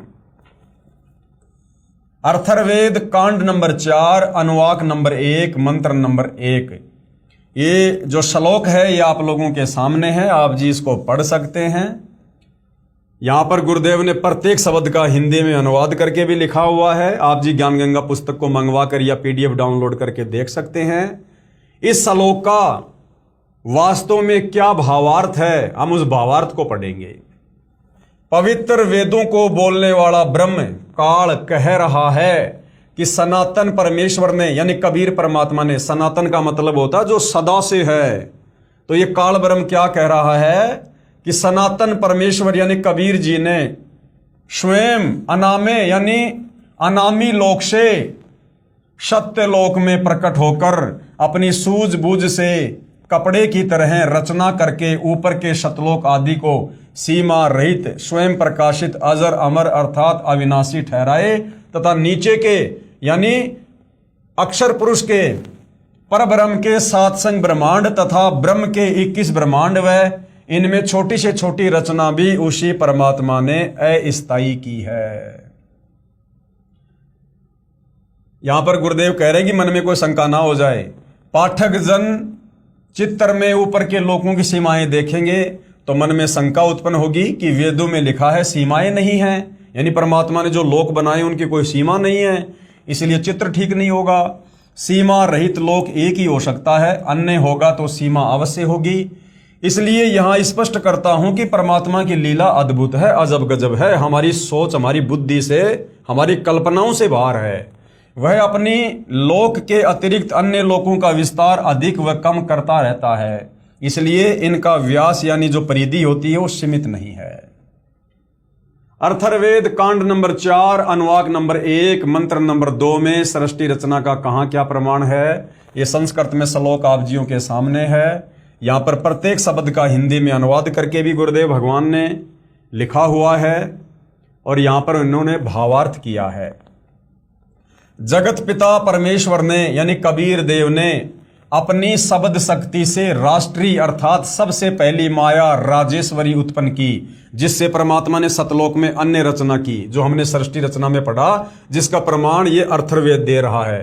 तथा उसी पराशक्ति के द्वारा एक दूसरे को आकर्षण शक्ति से रोकने वाले यानी गुरुत्वाकर्षण शक्ति से रोकने वाले कभी न समाप्त होने वाले गुण से उपरोक्त सर्व ब्रह्मांडों को स्थापित किया। फिर आगे अथर्ववेद में सृष्टि रचना का और कहां क्या प्रमाण है। अथर्ववेद कांड नंबर 4 अनुवाक नंबर 1 मंत्र नंबर 3, ये संस्कृत में श्लोक आप जियों के सामने है। ये श्लोक इसलिए लिखे जा रहे हैं ताकि कोई संस्कृत का ज्ञाता हो जिसे अपनी विद्वता के ऊपर बहुत ज्यादा अभिमान हो या जो वास्तव में परमात्मा के विषय में जानना चाहता हो वो ढंग से देख ले, पढ़ ले और ये वेद लाकर मिलान कर ले ताकि मन में कोई शंका ना रहे। यहाँ गुरुदेव ने प्रत्येक संस्कृत के शब्द का हिंदी में अनुवाद करके भी समझाया है, लिखा है। हम सीधा सीधा इसके सीधे साधे भावार्थ को पढ़ेंगे। भावार्थ, पूर्ण परमात्मा यानी कबीर देव ने अपने द्वारा रची सृष्टि का ज्ञान तथा सर्व आत्माओं की उत्पत्ति का ज्ञान अपने निजी दास को स्वयं ही सही बताता है। ये परमात्मा क्या करता है, जब भी इस पृथ्वी लोक पर आता है अपने द्वारा रची गई सृष्टि का यथार्थ ज्ञान अपने निजी दास को, अपने निजी सेवक को स्वयं ही यथार्थ बताता है। जैसे 650 साल पहले अपने निजी दास धर्मदास जी को बताया, फिर 300 साल पहले आदरणीय गरीबदास जी को बताया, दादू जी को बताया, मलुकदास जी को बताया, नानक जी को बताया। पूर्ण परमात्मा अपने द्वारा रची सृष्टि का ज्ञान तथा सर्व आत्माओं की उत्पत्ति का ज्ञान अपने निजी दास को स्वयं ही सही बताता है। और भाइयों और बहनों, अब वो समय आ गया है, इस समय परमात्मा ने सभी को सार्वजनिक तौर पर सृष्टि रचना का ज्ञान बताना है। तो परमेश्वर ने सारा भेद खोल दिया सतलोक को लेकर। अपने निजी दास को स्वयं ही सही बताता है कि पूर्ण परमात्मा ने अपने मध्य अर्थात अपने शरीर से, अपनी शब्द शक्ति से ब्रह्म यानी क्षर पुरुष यानी काल की उत्पत्ति की तथा सर्व ब्रह्मांडों को ऊपर शतलोक, अलख लोक, अगम लोक, अनामी लोक आदि तथा नीचे परब्रह्म के 7 संग ब्रह्मांड तथा ब्रह्म के 21 ब्रह्मांडों को अपनी धारण करने वाली आकर्षण शक्ति से ठहराया हुआ है। जैसे पूर्ण परमात्मा कबीर परमेश्वर कबीर देव ने अपने निजी सेवक अर्थात सखा श्री धर्मदास जी, आदरणीय गरीबदास जी आदि को अपने द्वारा रची सृष्टि का ज्ञान स्वयं ही बताया। उपरोक्त वेद मंत्र भी यही समर्थन कर रहे हैं। यानी जो सृष्टि रचना पवित्र पुस्तक ज्ञान गंगा में लिखी हुई है, हमारे वेद भी उसका समर्थन कर रहे हैं। इसके बाद अर्थर्वेद कांड नंबर 4 अनुवाक नंबर 1 मंत्र नंबर 4 में सृष्टि रचना को लेकर कहाँ क्या कुछ लिखा है, संस्कृत में श्लोक आप जियों के समक्ष है। साथ में परमात्मा ने प्रत्येक शब्द का हिंदी में अनुवाद करके भी समझाया हुआ है, ताकि किसी को कोई शंका ना हो। हम सीधा सीधा इसके भावार्थ पे चलेंगे। भावार्थ, ऊपर के चारों लोक, सतलोक, अलखलोक, अगमलोक और अनामी लोक, ये तो अजर अमर स्थायी तथा अविनाशी रचे गए हैं। ये कभी खंड नहीं होते। ना ये ऊपर के चारों लोक कभी नष्ट होते हैं, ना कभी उत्पत्ति और प्रलय में आते हैं, और ना इन चारों लोकों में रहने वाली आत्माएं। हालांकि आत्मा तो नीचे के 3 लोकों में रहती है, अनामी लोक में कोई आत्मा नहीं रहती है। इन तीनों लोकों में रहने वाली आत्माओं का भी कभी विनाश नहीं होता है। तथा नीचे के ब्रह्म यानी काल तथा ये परब्रह्म अक्षर पुरुष के लोकों को अस्थायी रचना करके, यानी काल के 21 ब्रह्मांड और इस अक्षर पुरुष के 7 संग ब्रह्मांड, इनकी रचना परमात्मा ने अस्थायी की है। इनमें उत्पत्ति और प्रलय होती रहती है। तथा अन्य छोटे छोटे लोक भी उसी परमेश्वर ने रचकर स्थिर किए। अर्थर्वेद कांड नंबर 4 अनुवाक नंबर 1 मंत्र नंबर 5 में सृष्टि रचना को लेकर क्या कुछ और लिखा है, ये संस्कृत में श्लोक आप जियों के समक्ष है। साथ में परमात्मा ने प्रत्येक शब्द का हिंदी में अनुवाद भी किया है। हम सीधा सीधा भावार्थ पे चलेंगे। भावार्थ, पूर्ण परमात्मा यानी कबीर देव ने ऊपर के चारों लोकों में से जो नीचे से सबसे प्रथम अर्थात सतलोक में आष्ट्रा अर्थात अष्टंगी यानी प्रकृति देवी अर्थात दुर्गा की उत्पत्ति की। परमात्मा ने भी तो यही बताया सृष्टि रचना में कि जिन जिन आत्माओं ने इस काल ब्रह्म के साथ 21 ब्रह्मांड में जाने की स्वीकृति दी, तो सर्वप्रथम हाथ खड़ा करने वाली आत्मा को परमात्मा ने अष्टंगी यानी प्रकृति देवी दुर्गा का नाम दिया, उसकी उत्पत्ति की, युवा लड़की बनाया। यही राजाधिराज जगत गुरु पूर्ण परमेश्वर सत्य पुरुष है, जिससे सबका वियोग हुआ, जिससे सबकी उत्पत्ति हुई है। फिर सर्व प्राणी ज्योति निरंजन काल के वीर्य यानी बीज से दुर्गा यानी आष्ट्रा यानी अष्टंगी के गर्भ द्वारा उत्पन्न होकर स्वर्गलोक व पृथ्वी लोक पर निवास करने लगे। उसके बाद आप और हम सभी आत्माओं की इस काल और दुर्गा के सहयोग से उत्पत्ति हुई। अर्थर्वेद कांड नंबर 4 अनुवाक नंबर 1 मंत्र नंबर 6 में सृष्टि रचना को लेकर और क्या कुछ कहा है, ये संस्कृत में श्लोक आप जियों के सामने है। गुरुदेव ने प्रत्येक शब्द का हिंदी में अनुवाद भी किया है। हम सीधा सीधा भावार्थ पे चलेंगे। भावार्थ, वही पूर्ण परमेश्वर यानी कबीर देव सत्य साधना करने वाले साधक को यानी सच्ची भक्ति करने वाले भगत को उसी पहले वाले स्थान यानी सतलोक में ले जाता है। जैसे आज आप और हम सत्य साधना कर रहे हैं, यदि अंतिम श्वास तक पतिव्रता पद पर रहकर मर्यादा में रहकर सत्य साधना करते रहे, तो परमेश्वर हमें वापस उसी सतलोक में ले जाएंगे जहां से बिछुड़ कर आए थे। वहां उस वास्तविक सुखदायी भगवान को प्राप्त करके खुशी से आत्म विभोर होकर मस्ती से स्तुति करता है कि हे परमात्मा, असंख्य जन्मों के भूले भटकों को वास्तविक ठिकाना मिल गया। इसी का प्रमाण पवित्र ऋग्वेद मंडल 10 सूक्त 90 मंत्र 16 में भी है। आदरणीय गरीबदास जी को इसी प्रकार पूर्ण परमात्मा कबीर देव कबीर परमेश्वर स्वयं शत भक्ति प्रदान करके सतलोक लेकर गए थे। तब अपनी अमृतवाणी में आदरणीय गरीबदास जी महाराज ने आंखों देखकर कहा, क्या कहा? गरीब अजब नगर में ले गए हमको सतगुरु आन, और जिलके बिंब अगाध गति हम सूते चादर तान। क्या कहा आदरणीय गरीबदास जी ने कि अजब नगर में ले गए। ऐसा अजब गजब नगर यानी देश यानी ब्रह्मांड हमने आज से पहले कभी नहीं देखा, जहां इतने सुख हैं, इतने वैभव हैं। अजब नगर में ले गए हमको सतगुरु आन, यानी कबीर परमात्मा खुद जिंदा बाबा के रूप में गांव छुड़ानी में आए और मेरी आत्मा को अजब नगर सतलोक में ले गए। और जिलके बिंब अगाध गदी, वहां के नजारे देखकर सतलोक के सुख देखकर हम सूते चादर तान, यानी हम निश्चिंत होकर बैठे हैं, अपनी भक्ति कर रहे हैं कि भैया हम अपनी आंखों से सतलोक देख कर आ गए और सतलोक जाने की भक्ति हमें परमात्मा ने गुरु रूप में आकर दे दी। अब यदि हम मर्यादा में रहकर भक्ति करते रहे तो हमारा मोक्ष तो निश्चित है। चादर तान कर सोने का मतलब है निश्चिंत होकर सोना। अथर्ववेद कांड नंबर 4, अनुवाक नंबर 1, मंत्र नंबर 7। यह संस्कृत में श्लोक आप जियों के सामने है। गुरुदेव ने प्रत्येक शब्द का हिंदी में अनुवाद करके भी समझाया है। हम सीधे सीधे भावार्थ पे चलेंगे। भावार्थ, इस मंत्र में यह भी स्पष्ट कर दिया है कि उस परमेश्वर का नाम कबीर देव अर्थात कबीर परमेश्वर है, जिसने सर्व रचना की है। अब भाई और बहनों, हमारे वेद इस बात की गवाही दे रहे हैं कि वो पूर्ण परमात्मा कौन है, क्या उसका नाम है, कहाँ रहता है, कैसा दिखाई देता है, कैसे मिलता है।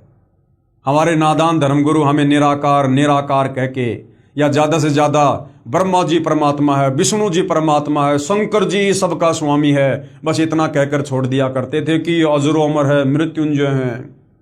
अब गुरुदेव भगवान ने बताया हमें, आज से पहले तो हमें ऊँट के मुंह में जीरे जितनी भी भक्ति की जानकारी नहीं थी, भले हम चारों वेदों को कंठस्थ याद करके दुनिया को ज्ञान समझाया करते होंगे।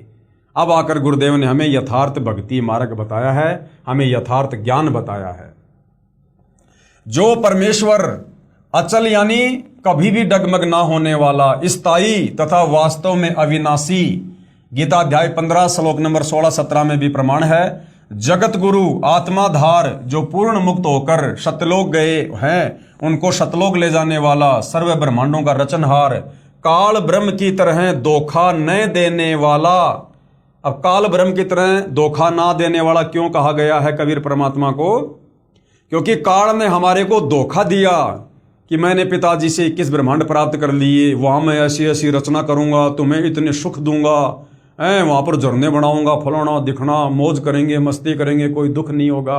ये काल हमें सतलोक से धोखा देकर, लोभ लालच देकर यहां पर लाया। तो यहां पर यह कहा गया है कि वो पूर्ण परमात्मा कबीर साहब वो क्षर पुरुष यानी काल की तरह धोखा देने वाला नहीं है। तो आज हमें गुरुदेव भगवान जो जानकारी दे रहे हैं कि बच्चों अब तुम वापस सतलोक चलो, तुम्हें वहां पर सारे सुख मिलेंगे जिन सुखों का लालच देकर ये काल तुम्हें यहां ले आया। तो अब हमें कोई धोखा नहीं है। पूर्ण परमात्मा कबीर साहब जो बात हमें बता रहे हैं, हमें ज्यों का त्यों ही सतलोक में मिलेगा, और सारा का सारा प्रमाण इन शास्त्रों में भी है। सर्व ब्रह्मांडों का रचनहार, काल ब्रह्म की तरह धोखा न देने वाला, जो का त्यों वह स्वयं कबीर देव अर्थात कबीर प्रभु है। यही परमेश्वर सर्व ब्रह्मांडों व प्राणियों को अपनी शब्द शक्ति से उत्पन्न करने के कारण जनिता यानी माता भी कहलाता है। यही कबीर परमात्मा वास्तव में हम सभी की माँ है, जिन्होंने सर्वप्रथम सतलोक में अपने शरीर से, अपनी वचन शक्ति से आप और हम सभी आत्माओं को उत्पन्न किया। तथा पितरम यानी पिता तथा बंधु भाई भी वास्तव में यही है, तथा देव यानी परमेश्वर भी यही है। इसलिए इसी कबीर देव कबीर परमेश्वर की स्तुति किया करते हैं। तमेव माता च पिता तमेव, तमेव बंधु च सखा तमेव, तमेव विद्या च द्रविणम तमेव, तमेव सर्व मम देव देव। कि हे कबीर परमात्मा, हे मेरे गुरुदेव भगवान, आप ही मेरी असल में माँ हो, क्योंकि सर्वप्रथम आप ही के वचन से मुझ आत्मा की उत्पत्ति हुई। आप ही मेरे पिता हो, वह पिता तमेव, क्योंकि आप ही ने मेरा सतलोक में पालन पोषण किया, मुझे प्यार दिया। तमेव बंधु च सखा तमेव, एक भाई और एक सखा, एक मित्र भी आप ही वास्तव में हो। तमेव विद्या च द्रविणम तमेव, आप ही से मुझे ज्ञान प्राप्त हुआ है, और द्रविणम यानी मेरा धन भी असल में आप ही हो। तमेव सर्व मम देव देव, आप ही मेरे सभी देव हो। आप ही मेरे ब्रह्मा, आप ही मेरे विष्णु, आप ही मेरे महेश, आप ही मेरे सब कुछ हो। तमेव सर्व मम देव देव। गुरुर ब्रह्मा गुरुर विष्णु गुरुर देवो महेश्वर, गुरुर साक्षात पार ब्रह्म, तस्मै श्री गुरुवे नमः। इसी परमेश्वर की महिमा का पवित्र ऋग्वेद मंडल नंबर 1 सूक्त नंबर 24 में भी विस्तृत वर्णन है। आगे भाइयों और बहनों, पवित्र ऋग्वेद में सृष्टि रचना का प्रमाण है। यानी चारों वेदों में एक वेद जो ऋग्वेद है, जिन वेदों को हम सत्य मानते हैं, पूरे विश्व का प्राणी वेदों को सत्य मानता है। जो लोग हिंदू धर्म से संबंधित नहीं हैं वो लोग भी वेदों को परम सत्य मानते हैं। तो जो सृष्टि रचना अभी तक हमने केवल मौखिक सुनी है, इस पवित्र पुस्तक ज्ञान गंगा में लिखी हुई पढ़ी है, जो परमेश्वर रामपाल जी ने लिखी है, हमें किसी प्रकार की कोई शंका ना हो, कोई संशय ना हो, तो हमारे धर्मशास्त्रों में इस सृष्टि रचना का कहाँ कहाँ प्रमाण है हमारे विश्वास के लिए, ताकि हम दृढ़ होकर भक्ति मार्ग पर लग सकें, आत्मा का कल्याण करवा सकें। इसलिए गुरुदेव भगवान इन धर्मशास्त्रों से सृष्टि रचना का ये प्रमाण दे रहे हैं। तो चारों वेदों में से एक वेद पवित्र ऋग्वेद में सृष्टि रचना का कहाँ और क्या प्रमाण है। ऋग्वेद मंडल नंबर 10 सूक्त नंबर 90 मंत्र नंबर 1। ये श्लोक आप जियों के सामने है, देख सकते हो। साथ में प्रत्येक शब्द का गुरुदेव भगवान ने हिंदी में अनुवाद भी किया हुआ है। हम सीधा सीधा इसके भावार्थ पर चलेंगे कि ये श्लोक क्या कह रहा है सृष्टि रचना को लेकर। इस मंत्र में विराट यानी काल ब्रह्म का वर्णन है, यानी महाभारत के युद्ध में जो विराट रूप दिखाया था इस ब्रह्म ने, इस काल ने श्री कृष्ण जी के शरीर में प्रेत की तरह प्रवेश करके अर्जुन को, यहां पर उसका जिक्र है। इस मंत्र में विराट काल ब्रह्म का वर्णन है। गीता अध्याय 10-11 में भी इसी काल ब्रह्म का ऐसा ही वर्णन है। तथा अध्याय 11 मंत्र नंबर 46 में अर्जुन ने कहा कि हे सहस्त्राबाहु, सहस्त्राबाहु यानी हजारों हाथ वाले भगवान, अर्थात हजार भुजा वाले, आप अपने चतुर्भुज रूप में दर्शन दीजिए। अब भाई और बहनों, हजार भुजा, सहस्त्राबाहु वाला भगवान, हजार भुजा वाला भगवान तो 21 ब्रह्मांड में केवल ये काल है जिसकी 1000 भुजा हैं, जो अभी आप और हमने ये पढ़ा। जिसके हजारों हाथ पैर, हजारों आंखें कान आदि हैं, वह विराट रूप काल यानी क्षर पुरुष अपने अधीन सर्व प्राणियों को पूर्ण काबू करके, अर्थात 20 ब्रह्मांडों को गोलाकार परिधि में रोककर और स्वयं इनसे ऊपर अलग 21वें ब्रह्मांड में बैठा है। उसके बाद ऋग्वेद मंडल 10 सूक्त 90 मंत्र 2 में सृष्टि रचना को लेकर क्या प्रमाण है। संस्कृत में श्लोक आप जियों के सामने है। प्रत्येक शब्द का गुरुदेव ने हिंदी में अनुवाद भी किया हुआ है। हम सीधे सीधे भावार्थ पे चलेंगे। उससे पहले भाई और बहनों ये देखिएगा, जो गीता जी अध्याय नंबर 15 श्लोक नंबर 104 में पूर्ण संत तत्वदर्शी संत की पहचान बताई गई है कि जो उल्टे लटके संसार रूपी पेड़ यानी वृक्ष के सभी भागों को और जो ठीक ठीक बता दे कि जड़ कौन भगवान है, उस पेड़ का वो तना कौन भगवान है, डार कौन भगवान है, 3 शाखा कौन भगवान है और वो पत्ते क्या हैं, समझो वो तत्वदर्शी संत है, वो पूर्ण संत है। तो ये संसार रूपी एक उल्टे लटके हुए पीपल के पेड़ का ये चित्र है। जो महापुरुष, जो संत इसके प्रत्येक भाग को समझा देगा वो असल में तत्वदर्शी संत होगा। ये गीता अध्याय 15 श्लोक नंबर 104 और श्लोक नंबर 16 और 17 में लिखा हुआ है।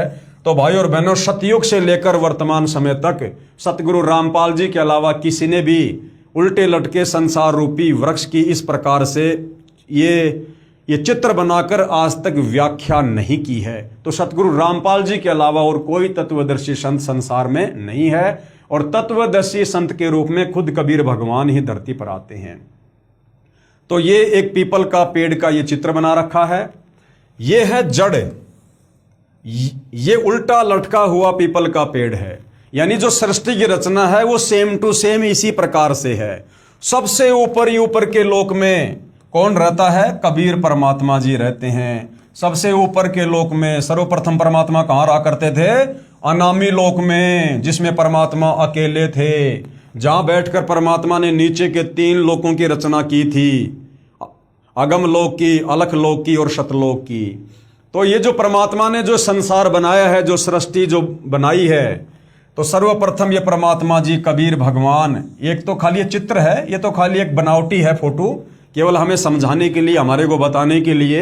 यदि इस फोटो की जगह सतगुरु रामपाल जी की फोटो लगा दी जाए तो शायद हमारे गले बात ना उतरे। इसलिए जो फोटो, जो कबीर जी का जो एक बनावटी फोटो समाज में जो एक छाया हुआ है, उसी आधार से आपको समझाने का प्रयास किया गया है।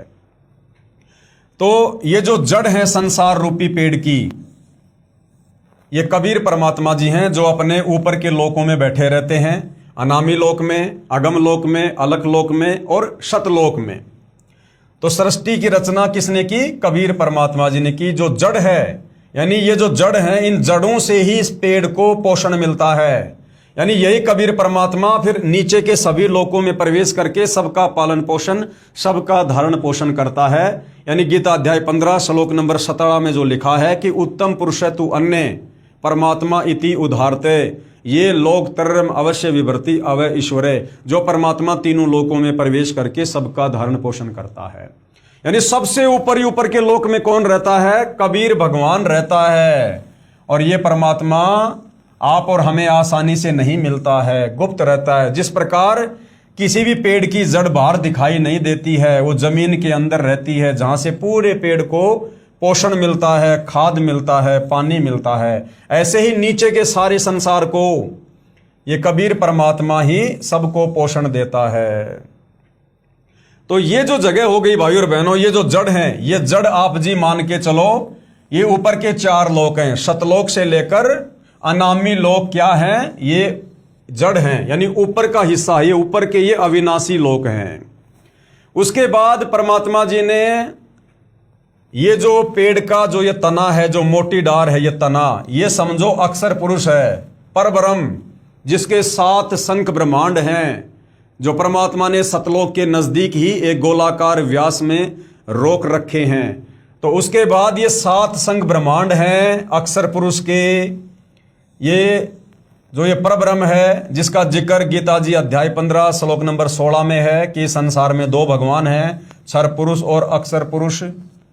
तो ये संसार रूपी पेड़ का नीचे का जो हिस्सा है, ये है इस अक्षर पुरुष के 7 शंख ब्रह्मांड।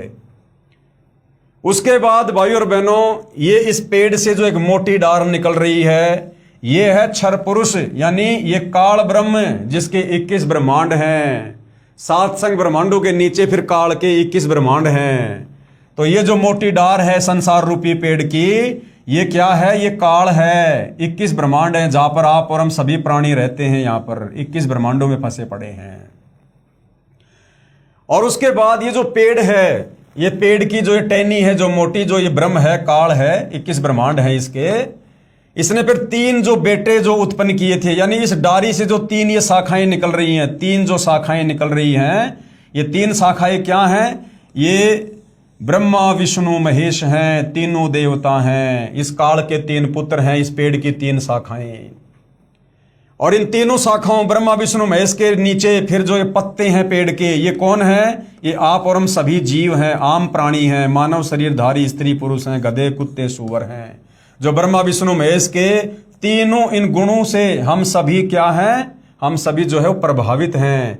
ब्रह्मा जी के रजोगुण से हम सभी, ये पत्ते रूपी इंसान, जीव जंतु, हम सभी संतान उत्पत्ति करते हैं। और विष्णु जी के सतोगुण के प्रभाव से हम सभी ये पत्ते रूपी इंसान, ये प्राणी, हम सब एक दूसरे से मोह ममता में बंधे हुए हैं। और शंकर जी के तमोगुण के प्रभाव से हम सभी जीव, हम प्राणी, मानव शरीरधारी जो भी हैं, हम आपस में राग द्वेष ईर्ष्या मन मुटाव लड़ाई झगड़ा। तो ये है संसार रूपी पेड़, जो गीता अध्याय 15 श्लोक नंबर 1 से 4 और श्लोक नंबर 16 से 17 में बताया गया है। और कहा गया है कि जो संत, जो महापुरुष इस संसार रूपी उल्टे लड़के पीपल की वृक्ष को, कि इसकी जड़ कौन? भगवान है। इसकी जड़ कौन? भगवान है। और ये जो ये तना है, ये कौन? भगवान है। और ये जो डार है, मोटी डार, ये कौन? भगवान है। और ये जो शाखाएं हैं 3, ये ब्रह्मा विष्णु महेश रूपी शाखा, ये कौन है? और ये पात रूप संसार कौन है? ये पत्ते रूपी कौन है? ये आप और हम सभी जीव हैं।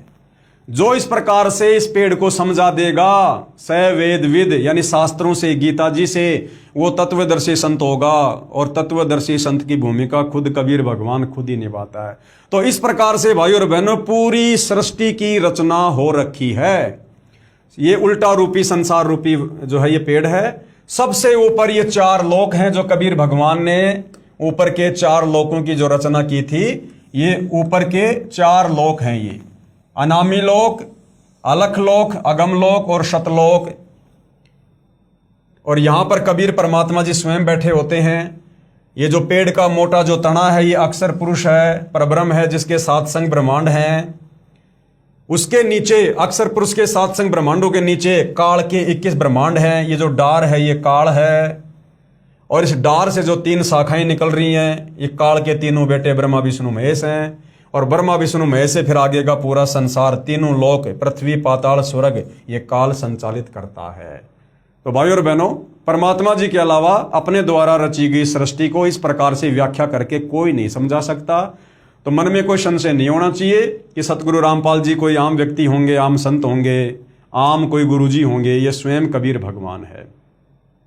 तो जो श्लोक अभी हमने पढ़ा, यानी ऋग्वेद में भी सृष्टि रचना को लेकर कहाँ क्या जिक्र है, तो ऋग्वेद मंडल 10 सूक्त 90 मंत्र 1 ये श्लोक आप जियों के सामने है। प्रत्येक शब्द का हिंदी में अनुवाद है। हम सीधा सीधा इसके भावार्थ पर चलेंगे कि सृष्टि रचना के विषय में क्या कुछ कहा गया है। इस मंत्र में परब्रह्म यानी अक्षर पुरुष का विवरण है, जो कुछ भगवान वाले लक्षणों से युक्त है, परंतु इसकी भक्ति से भी पूर्ण मोक्ष नहीं है। परब्रह्म के लोक में जो प्राणी उस परब्रह्म के मंत्र का जाप करते हैं, सोहम का, उससे भी पूर्ण मुक्ति नहीं है। इसलिए इसे संदेह युक्त मुक्तिदाता कहा है, संदेह युक्त भगवान कहा है कि अक्षर पुरुष के मंत्र से भी सतलोक नहीं जाया जा सकता। इसे कुछ भगवान के गुणों युक्त इसलिए कहा है कि ये काल की तरह तपस्या पर भून कर नहीं खाता, परंतु इस परब्रह्म यानी अक्षर पुरुष के लोक में भी प्राणियों को परिश्रम यानी मेहनत करके कर्म आधार पर ही फल प्राप्त होता है। यानी वहां भी लोग खेतीबाड़ी करते हैं, काम धंधा करते हैं, व्यापार करते हैं, मजदूरी करते हैं। सेम टू सेम ऐसी सृष्टि जो यहाँ 21 ब्रह्मांड में है, जैसे आप और हम काम धंधा करके अपना पेट भर रहे हैं, ऐसे ही परमात्मा वहां भी उनका पेट भरता है। तथा अन्न से ही सर्व प्राणियों के शरीर विकसित होते हैं। जन्म तथा मृत्यु का समय भले ही काल पुरुष से अधिक है, परंतु फिर भी उत्पत्ति, प्रलय तथा 84 लाख योनियों में यातना बनी रहती है। सेम टू सेम वही प्रक्रिया है। जैसे काल यहां अपने तीनों पुत्रों ब्रह्मा विष्णु महेश को पैदा करके उनके हाथों में सृष्टि की कमान देकर खुद ऊपर 21वें ब्रह्मांड में जा बैठा, इसी प्रकार से वो अक्षर पुरुष है, उसने भी अपने संतान उत्पन्न की, उन्हीं के माध्यम से अपना कार्य करवाता है। और जैसे यहाँ पर कोई प्रधानमंत्री है, राष्ट्रपति है, एमएलए है, सरपंच है, इसी प्रकार से परब्रह्म के सात संग ब्रह्मांडों में भी सारी व्यवस्था बनी हुई है। बस वहां पर केवल तपस्या नहीं है, बाकी जन्म मरण, आंख फूटना, एक्सीडेंट होना, पैर कटना, लड़ाई झगड़ा, मनमुटाव, धोखाधड़ी, राग द्वेष, ईर्ष्या, कोई आग में मर जाना, कोई छत से गिर के मर जाना है, चोरी जारी डकैती, सारे काम, स्वर्ग नरक, 84 लाख योनियां, गधे कुत्ते सुअर, मक्खी मच्छर, गंदे नाले का कीड़ा, सारे कष्ट बाकी वहां पर भी ज्यों के त्यों हैं, क्योंकि उन आत्माओं ने भी वही गलती करी थी जो गलती हम आत्माओं ने की थी, अपने परमपिता परमेश्वर से आस्था हटाकर और एक जीव के ऊपर आस्था लगाना। मंडल 10 सूक्त 90 मंत्र 3 यानी यजुर्वेद मंडल 10 सूक्त 90 मंत्र 3 में भी सृष्टि रचना को लेकर प्रमाण है। ये संस्कृत में श्लोक आप जियों के समक्ष है। गुरुदेव ने प्रत्येक शब्द का हिंदी में अनुवाद करके समझाया हुआ है। हम सीधे सीधे भावार्थ पे चलेंगे। भावार्थ, इस ऊपर के मंत्र 2 में वर्णित अक्षर पुरुष यानी परब्रह्म की तो इतनी ही महिमा है कि भाई उसके पास तो केवल 7 संग ब्रह्मांड है बस, तथा वह पूर्ण पुरुष कबीर देव तो इससे भी बड़ा है, और कबीर भगवान तो इन सब से बड़ा है, अर्थात सर्वशक्तिमान है, तथा सारे ब्रह्मांड उसी के अंश मात्र पर ठहरे हैं। अंश मात्र पर यानी कबीर परमात्मा इतने सर्वशक्तिमान हैं कि इस पर ब्रह्म के 7 संग ब्रह्मांड और काल के 21 ब्रह्मांड, ये तो ऊपर के जो 4 लोक हैं, अविनाशी लोक, शतलोक, अगमलोक, अनामी लोक, तो शतलोक में जो एक द्वीप है, एक द्वीप से भी थोड़ा व्यास, थोड़ी जगह इन ब्रह्मांडों की है। यानी वो परमात्मा इतना सर्वशक्तिमान है। और ये एक काल के 21 ब्रह्मांड, अक्षर पुरुष के 7 संग ब्रह्मांड, और ऊपर के 4 लोक जिनकी सीमा का कोई वारन पार ही नहीं है, कहते हैं वो तो इस कबीर भगवान के अंश मात्र के ऊपर ठहरे हुए हैं। अंश मात्र के ऊपर जाके अर्ध रूम पर शकल पसारा, ऐसा पूर्ण ब्रह्म हमारा। उस कबीर परमात्मा के आधे बाल के ऊपर भी, यानी उस कबीर परमात्मा के आधे बाल के ऊपर समझो ये सारी सृष्टि ठहरा सकते हो। वो भगवान इतना विशाल है, इतना सर्वशक्तिमान है, जिसकी महिमा करके, जिसकी भक्ति करके आज जो सतगुरु रूप में धरती पर प्रकट हैं, जिनकी भक्ति करके हम सतलोक जा सकते हैं, वो इतना समर्थ है। इस मंत्र में 3 लोकों का वर्णन इसलिए है क्योंकि चौथा अनामी यानी अनामे लोक अन्य रचना से पहले का है। ये 3 प्रभु क्षर पुरुष, अक्षर पुरुष तथा इन दोनों से अन्य परम अक्षर पुरुष का विवरण श्रीमद् भगवद गीता अध्याय 15 श्लोक नंबर 16-17 में है। इसी का प्रमाण आदरणीय गरीबदास साहिब जी भी कहते हैं कि गरीब जाके अर्ध रूम पर, यानी जिस परमात्मा के आधे बाल के ऊपर शकल पसारा यानी सारी सृष्टि ठहरी हुई है, ऐसा पूर्ण ब्रह्म हमारा। ऐसे हो कबीर परमात्मा सतगुरुदेव भगवान, इतने सर्वशक्तिमान हैं। गरीब अनंत कोटि ब्रह्मांड का एक रति नहीं भार। ये अनंत कोटि ब्रह्मांड, 7 संग ब्रह्मांड, अक्षर पुरुष के 21 ब्रह्मांड काल के ऊपर के ब्रह्मांड, कहते हैं सभी ब्रह्मांडों को कबीर परमात्मा ने अपनी वचन शक्ति से ऐसे हवा में रोक के रखा हुआ है। उस परमात्मा के लिए इन अनंत ब्रह्मांडों का रत्ती भर भी, यानी चोटी भर भी, यानी 2 हाथ की 2 उंगलियों से हम कितनी मिट्टी जमीन से हम उठा सकते हैं, उसको कहते हैं चोटी भर। उस परमात्मा के लिए तो इतना भी वजन नहीं है, यानी आधा ग्राम वजन भी नहीं है उस परमात्मा के लिए, जो इतने सारे ब्रह्मांड, सारी सृष्टि को परमात्मा ने हवा में रोक रखा है। वो इतना समर्थ है। गरीब अनंत कोटि ब्रह्मांड का एक रत्ती नहीं भार, यानी वजन। और सतगुरु पुरुष कबीर हैं, यानी वो कबीर भगवान सतगुरु रूप में आता है। सतगुरु पुरुष कबीर है, कुल के सर्जनहार, जिन्होंने सारे कुल, सारे संसार को रचा। इसी का प्रमाण आदरणीय दादू साहेब जी भी कह रहे हैं, भाई जिन मोको निज नाम दिया सोए सतगुरु हमार, कि जिस परमात्मा ने मुझे वास्तविक मोक्ष वाला मंत्र दिया, नाम दिया, वही मेरा सतगुरु है। और वो कौन है? भाई दादू दूसरा कोई नहीं, वो कबीर सृजनहार, वो कबीर परमात्मा ही सतलोक से चलकर मेरे सतगुरु रूप में आकर मुझे नाम दीक्षा दी, मुझे सतलोक दिखाया। इसी का प्रमाण आदरणीय नानक साहिब जी भी देते हैं। सिख धर्म के प्रवर्तक आदरणीय नानक जी भी क्या कहते हैं? एक अरज गुप्तम पेश तो दर कौन करतार, हक्का कबीर करीम तू बेऐब परवरदिगार।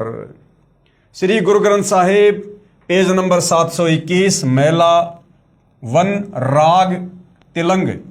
कौन करतार का अर्थ होता है सर्व का रचनहार, यानी वो कबीर परमात्मा सबको रचने वाला है, सर्व ब्रह्मांडों को, सभी आत्माओं को, अर्थात शब्द शक्ति से रचना करने वाला शब्द स्वरूपी प्रभु। हक्का कबीर का अर्थ है सत्य कबीर, यानी अविनाशी कबीर, अमर परमात्मा। और करीम का अर्थ है दयालु परमात्मा। परवरदिगार का अर्थ है परमात्मा। यजुर्वेद मंडल 10 सूक्त 90 मंत्र 4 में सृष्टि रचना को लेकर फिर आगे क्या कुछ और कहा गया है, ये श्लोक आप जियों के समक्ष है, देख सकते हैं। परमात्मा ने प्रत्येक शब्द का हिंदी में यहाँ पर अनुवाद करके भी लिखा हुआ है, ताकि किसी को कोई संशय ना हो। हम सीधा सीधा इसके भावार्थ पर चलेंगे। ये भावार्थ है, यही सर्व सृष्टि रचनहार प्रभु यानी कबीर भगवान अपनी रचना के ऊपर के हिस्से में तीनों स्थानों शतलोक, अलखलोक और अगमलोक में 3 रूप में स्वयं प्रकट होता है। देखो भाई और बहनों, यजुर्वेद साफ साफ प्रमाण दे रहा है, जो हमने शुरू में सृष्टि रचना में पढ़ा कि सबसे पहले कबीर परमात्मा अकेले थे अनामी लोक में, फिर नीचे के 3 लोकों की रचना की, अगम लोक, अलख लोक, शतलोक, फिर तीनों लोकों में परमात्मा अपना रूपांतरण करके खुद ही विराजमान हुए। उसी का प्रमाण यहाँ पर यजुर्वेद में है। यही सर्व सृष्टि रचनहार भगवान अपनी रचना के ऊपर के यानी काल के 21 ब्रह्मांड को रचकर और अक्षर पुरुष के 7 संग ब्रह्मांडों की रचना करके फिर ऊपर के जो लोक हैं तीनों, ऊपर के हिस्से में तीनों स्थानों पर यानी सतलोक में, अलखलोक में और अगमलोक में 3 रूप में स्वयं प्रकट होता है। सतलोक में सत्य पुरुष के रूप में, अलखलोक में अलख पुरुष के रूप में और अगमलोक में अगम पुरुष के रूप में। ऊपर के हिस्से में तीनों स्थानों पर सतलोक, अलखलोक, अगम लोक में तीन रूप में स्वयं प्रकट होता है, अर्थात स्वयं ही विराजमान है। यहां अनामी लोक का वर्णन इसलिए नहीं किया गया क्योंकि अनामी लोक में कोई रचना नहीं है। अब देखो, बहुत सारे भाई बहन आज से कुछ समय पहले 2025 में जब पूज्य गुरुदेव भगवान का जो प्रकट दिवस था, सतगुरु प्रकट दिवस, सितंबर के महीने में, तो बहुत सारे भाई बहनों ने एक छोटा सा काल प्रेरणा से ड्रामा किया कि भाई हम तो सीधे अनामी लोक में जाएंगे और गुरुजी आएंगे और हमें सीधे विमान में बैठाकर सशरीर अनामी लोक लेकर जाएंगे। तो आप और हम साथ संगति से जुड़े भाई बहन यही कहा करते थे कि भाई ऐसी गलतफहमी में मत रहो, पहले इस ज्ञान को अच्छे से समझ लो, पहले सृष्टि की रचना को अच्छे से समझ लो। अनामी लोक में कोई रचना नहीं है और परमात्मा ने जिन आत्माओं को एक बार पैदा कर दिया सतलोक में, उन आत्माओं को परमात्मा फिर कभी नष्ट नहीं करता है। वो आत्मा सदा सदा के लिए, जब तक भगवान रहेगा, और भगवान अजरोमर है, अविनाशी है, तब तक हम सभी आत्माएं जो सतलोक में उत्पन्न कर दी गई हैं, इस काल लोक से मुक्त होकर और अक्षर पुरुष के लोक से मुक्त होकर हम उन ऊपर के अविनाशी लोकों में रहेंगे, तीनों लोकों में, सतलोक में, अलखलोक में, अगम लोक में। हमें परमात्मा कभी भी नष्ट नहीं करेगा, आत्मा को कभी भी नष्ट नहीं करेगा, क्योंकि आत्मा को भी अविनाशी की संज्ञा दी गई है। अगर आत्मा को परमात्मा नष्ट करेगा तो फिर वो परमात्मा झूठा साबित हो जाता है। तो सतलोक में भाइयों और बहनों किसी प्रकार की कोई सृष्टि नहीं है, कोई रचना नहीं है, यहां परमात्मा ने स्पष्ट कर दिया है। और वाणी भी है परमात्मा की कि लोक अनामी जावेगी, वहां कोन्या मिले चौबारे, आत्मा और परमात्मा वहां कोन्या रहते न्यारे। अनामी लोक में आत्मा और परमात्मा अलग अलग नहीं रहते, अर्थात अनामी लोक में आत्माएं नहीं हैं। नीचे के लोकों में आत्मा और परमात्मा अलग अलग रहते हैं, लेकिन अनामी लोक में केवल सर्वप्रथम वहां पर परमात्मा थे, उसके बाद परमात्मा ने सृष्टि की रचना तो नीचे के लोकों में की है। सर्वप्रथम परमात्मा ने सतलोक में सृष्टि की रचना की, आत्माओं की उत्पत्ति की। तो अनामी लोक में तो केवल परमात्मा शुरुआत में अकेले रहा करते थे, उसके बाद परमात्मा ने सृष्टि तो नीचे रची है। तो यहां देखिए, आज उस बात का यह प्रमाण भी आ गया है कि यहां अनामी लोक का वर्णन इसलिए नहीं किया क्योंकि अनामी लोक में कोई रचना नहीं है। जब रचना नहीं है तो फिर आत्मा क्या करेंगे वहां पर? अब जंगल में बैठ के फिर हम क्या करेंगे? तथा अकय अनामे लोक शेष रचना से पूर्व का है, यानी नीचे के तीन लोक रचने से पहले का है वो। फिर कहा है कि उसी परमात्मा के सतलोक से बिछुड़कर नीचे के ब्रह्म यानी काल और परब्रह्म यानी अक्षर पुरुष के लोक उत्पन्न होते हैं, और वह पूर्ण परमात्मा खाने वाले ब्रह्म, अर्थात ये जो तपतशिला पर हमें भून भून के खाता है, इसको इसलिए क्या कहा? खाने वाला भगवान ब्रह्म। और वह पूर्ण परमात्मा यानी कबीर देव खाने वाले ब्रह्म अर्थात काल से, क्योंकि ब्रह्म काल विराट श्रापवश 1,00,000 मानव शरीरधारी प्राणियों को खाता है, इसलिए काल को, इस ब्रह्म को खाने वाला भगवान कहा है। तथा न खाने वाले यानी ये परब्रह्म अक्षर पुरुष जो अपने लोक की आत्माओं को तपतशिला पे भून भून के नहीं खाता है, तथा न खाने वाले परब्रह्म अर्थात अक्षर पुरुष से परब्रह्म प्राणियों को खाता नहीं, परंतु जन्म मृत्यु और ये कर्म दंड जो का त्यों बना रहता है, उनसे भी ऊपर सर्वत्र व्याप्त है। यानी कबीर परमात्मा तो इन दोनों भगवानों क्षर पुरुष और अक्षर पुरुष से भी ऊपर सर्वत्र व्याप्त है। तथा इस पूर्ण परमात्मा की प्रभुता सर्व के ऊपर है। कबीर परमेश्वर ही कुल का मालिक है, जिसने अपनी शक्ति को सभी के ऊपर फैलाया है, जैसे सूर्य अपने प्रकाश को सभी के ऊपर फैलाकर प्रभावित करता है। ऐसे पूर्ण परमात्मा ने अपनी शक्ति रूपी रेंज यानी क्षमता को सर्व ब्रह्मांडों को नियंत्रित रखने के लिए छोड़ा हुआ है। जैसे मोबाइल फोन का टावर एक देशीय होते हुए यानी एक जगह होते हुए अपनी शक्ति अर्थात मोबाइल फोन की रेंज चारों ओर फैलाए रहता है, इसी प्रकार पूर्ण प्रभु कबीर देव ने अपनी निराकार शक्ति सर्वव्यापक की है, जिससे पूर्ण परमात्मा सर्व ब्रह्मांडों को एक स्थान पर बैठकर नियंत्रित रखता है। इसी का प्रमाण आदरणीय गरीबदास जी महाराज दे रहे हैं अमृतवाणी राग कल्याण। तीन चरण चिंतामणि साहेब शेष बदन पर छाए, और माता पिता कुल न बंधु ना किन जननी जाए। ऋग्वेद मंडल 10 सूक्त 90 मंत्र 5 में भी सृष्टि रचना को लेकर और बहुत सारी बातें लिखी हैं। संस्कृत में श्लोक आप जियों के सामने है, प्रत्येक शब्द का हिंदी में अनुवाद है। हम सीधा भावार्थ पे चलेंगे। उपरोक्त मंत्र 4 में वर्णित तीनों लोकों अगम लोक, अलख लोक तथा शतलोक की रचना के बाद पूर्ण परमात्मा ने ज्योति निरंजन यानी ब्रह्म यानी काल की उत्पत्ति की, अर्थात उसी सर्वशक्तिमान परमात्मा पूर्ण ब्रह्म यानी कबीर देव कबीर प्रभु से ही विराट अर्थात ब्रह्म यानी काल की उत्पत्ति हुई। यही प्रमाण गीता अध्याय 3 मंत्र 15 में है कि अक्षर पुरुष यानी वो परब्रह्म अर्थात अविनाशी प्रभु से ब्रह्म उत्पन्न हुआ। यही प्रमाण अथर्ववेद कांड 4 अनुवाक 1 सूक्त 3 में है कि पूर्ण ब्रह्म ने यानी कबीर देव ने ब्रह्म यानी काल की उत्पत्ति हुई। उसी पूर्ण ब्रह्म ने यानी कबीर देव ने भूमिम मानी भूमि आदि छोटे बड़े सर्व लोकों की रचना की। वह पूर्ण ब्रह्म इस विराट भगवान अर्थात ब्रह्म से भी बड़ा है यानी काल से भी बड़ा है, अर्थात इसका भी मालिक है। फिर ऋग्वेद मंडल 10 सूक्त 90 मंत्र 15, ये संस्कृत में श्लोक आप जियों के सामने है। प्रत्येक शब्द का हिंदी में गुरुदेव भगवान ने अनुवाद किया हुआ है, आप जी देख सकते हैं। हम सीधा भावार्थ पे चलते हैं। 7 शंख ब्रह्मांड पर ब्रह्म के तथा 21 ब्रह्मांड ब्रह्म के हैं, जिनमें गोलाकार सीमा में बंद पाप कर्मों की आग में जल रहे प्राणियों को वास्तविक पूजा विधि बताकर सही उपासना करवाता है यानी सही भक्ति करवाता है, जिस कारण से बलि दिए जाने वाले पशु की तरह जन्म मृत्यु के काल ब्रह्म के खाने के लिए तपतशिला के कष्ट से पीड़ित भगतात्माओं को काल के कर्म बंधन के फैलाए जाल को तोड़कर बंधन रहित करता है, अर्थात बंधन छुड़वाने वाला बंदी छोड़ है। कौन? कबीर भगवान।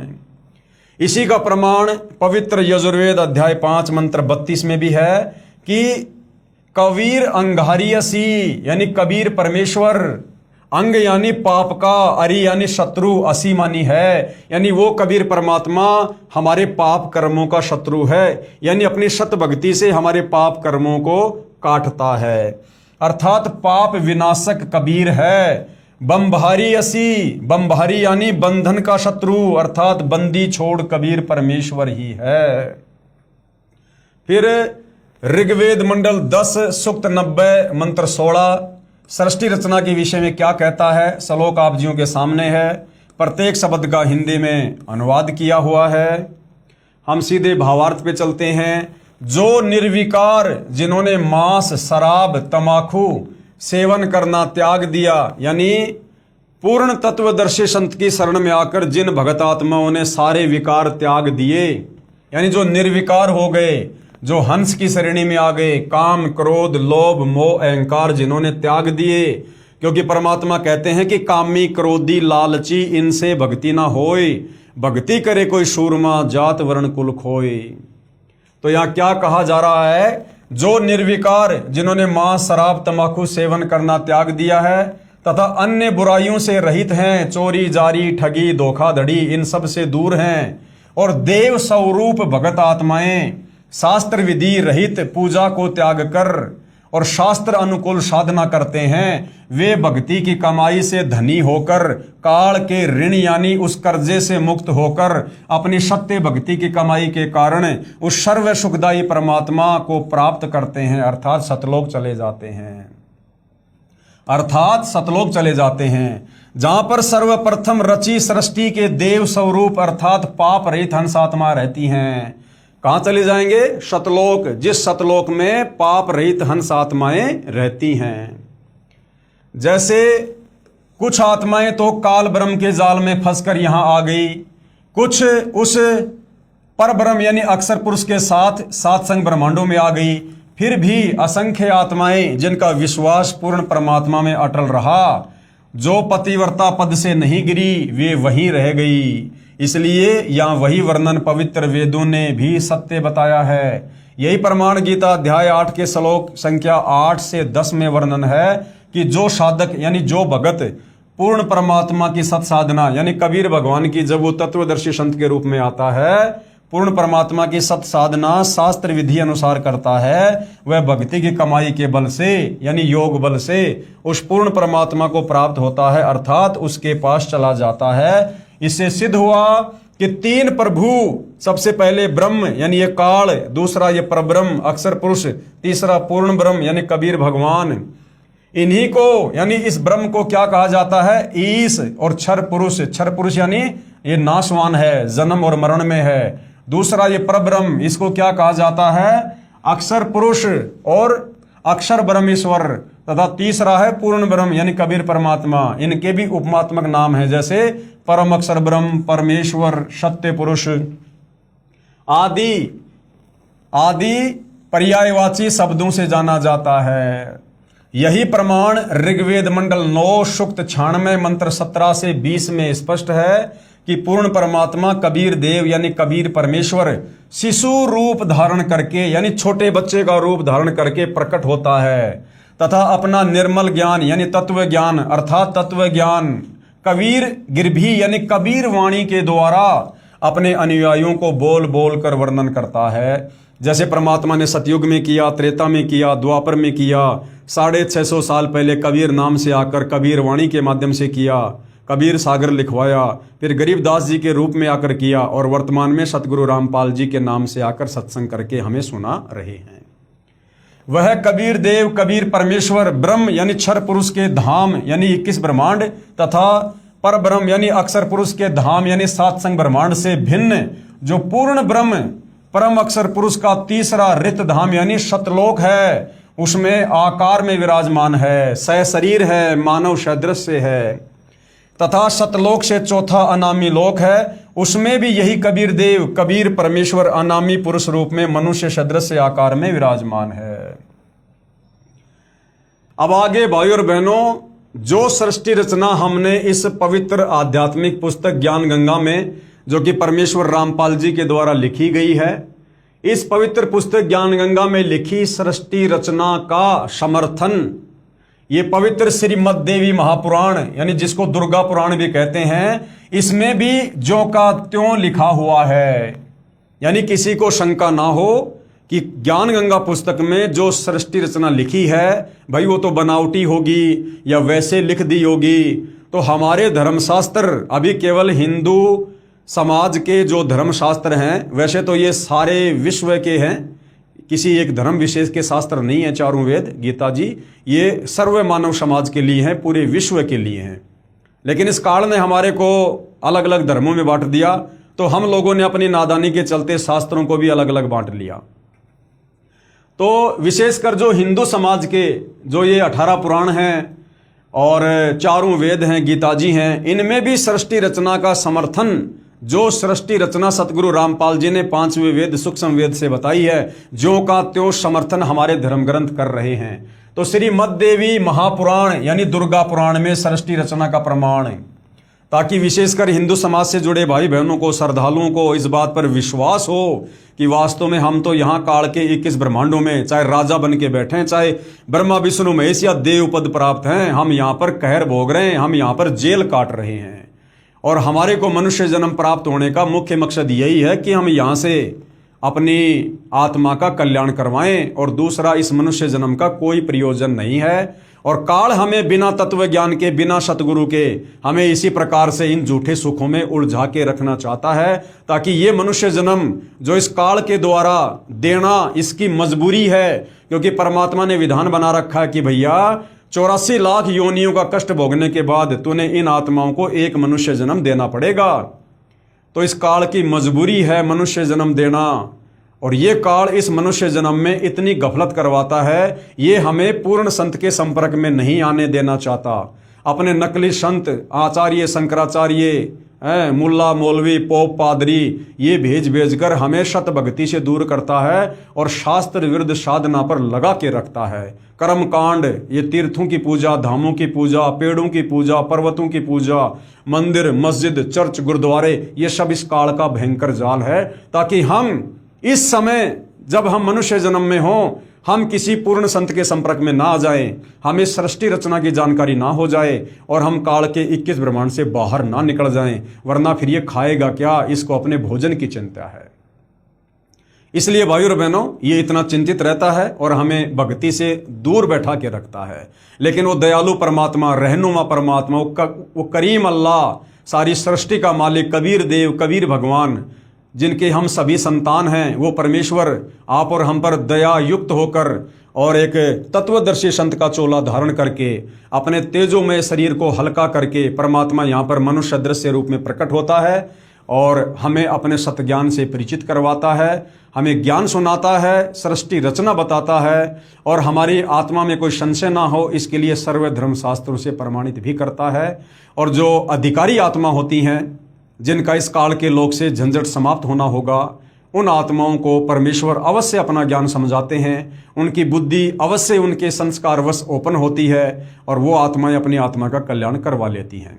तो आप सभी भाई बहनों से प्रार्थना है, विनती है, अगर किसी के संस्कार कमज़ोर हैं, समझ में नहीं आ रही ये बात, तो वर्तमान में संस्कारों को मजबूत बनाया जा सकता है, क्योंकि संस्कार मजबूत बनते हैं पूर्ण संत की शरण में आकर शास्त्र अनुकूल सत भक्ति करने से। तो आज मौका है सतगुरु रामपाल जी के ज्ञान को जैसा भी आपको समझ में आ रहा है थोड़ा बहुत समझकर और तुरंत सतगुरु रामपाल जी से दीक्षा प्राप्त करें और आगे भक्ति मार्ग में कदम बढ़ाएं, ताकि भाई और बहनों ये असंख्य जन्मों का कष्ट हमारा समाप्त हो सके। तो भाई और बहनों, आज के इस वीडियो में केवल इतना ही, जो पवित्र पुस्तक ज्ञान गंगा के ऊपर बनाए जा रहे हैं। सृष्टि रचना का ये प्रकरण चल रहा है, तो अगले वीडियो में हम सृष्टि रचना का हमारे धर्मशास्त्रों में कहाँ जो है सबूत है, प्रमाण है, वो हम श्री पवित्र मद देवी महापुराण में देखेंगे, समझेंगे और हमारे विश्वास को हम दृढ़ करेंगे। तो आज के वीडियो में केवल इतना ही। पूज्य गुरुदेव भगवान हम सभी को आशीर्वाद दे, आज्ञा दे, सद्बुद्धि दे, हमारा मार्गदर्शन करें, हमें भ्रमने भटकने से बचाएं और इस पवित्र पुस्तक ज्ञान गंगा के अनमोल तत्व ज्ञान को हमें समझने की शक्ति प्रदान करें, आशीर्वाद दें। बंदी छोड़ सतगुरु रामपाल जी परमेश्वर जी की जय हो।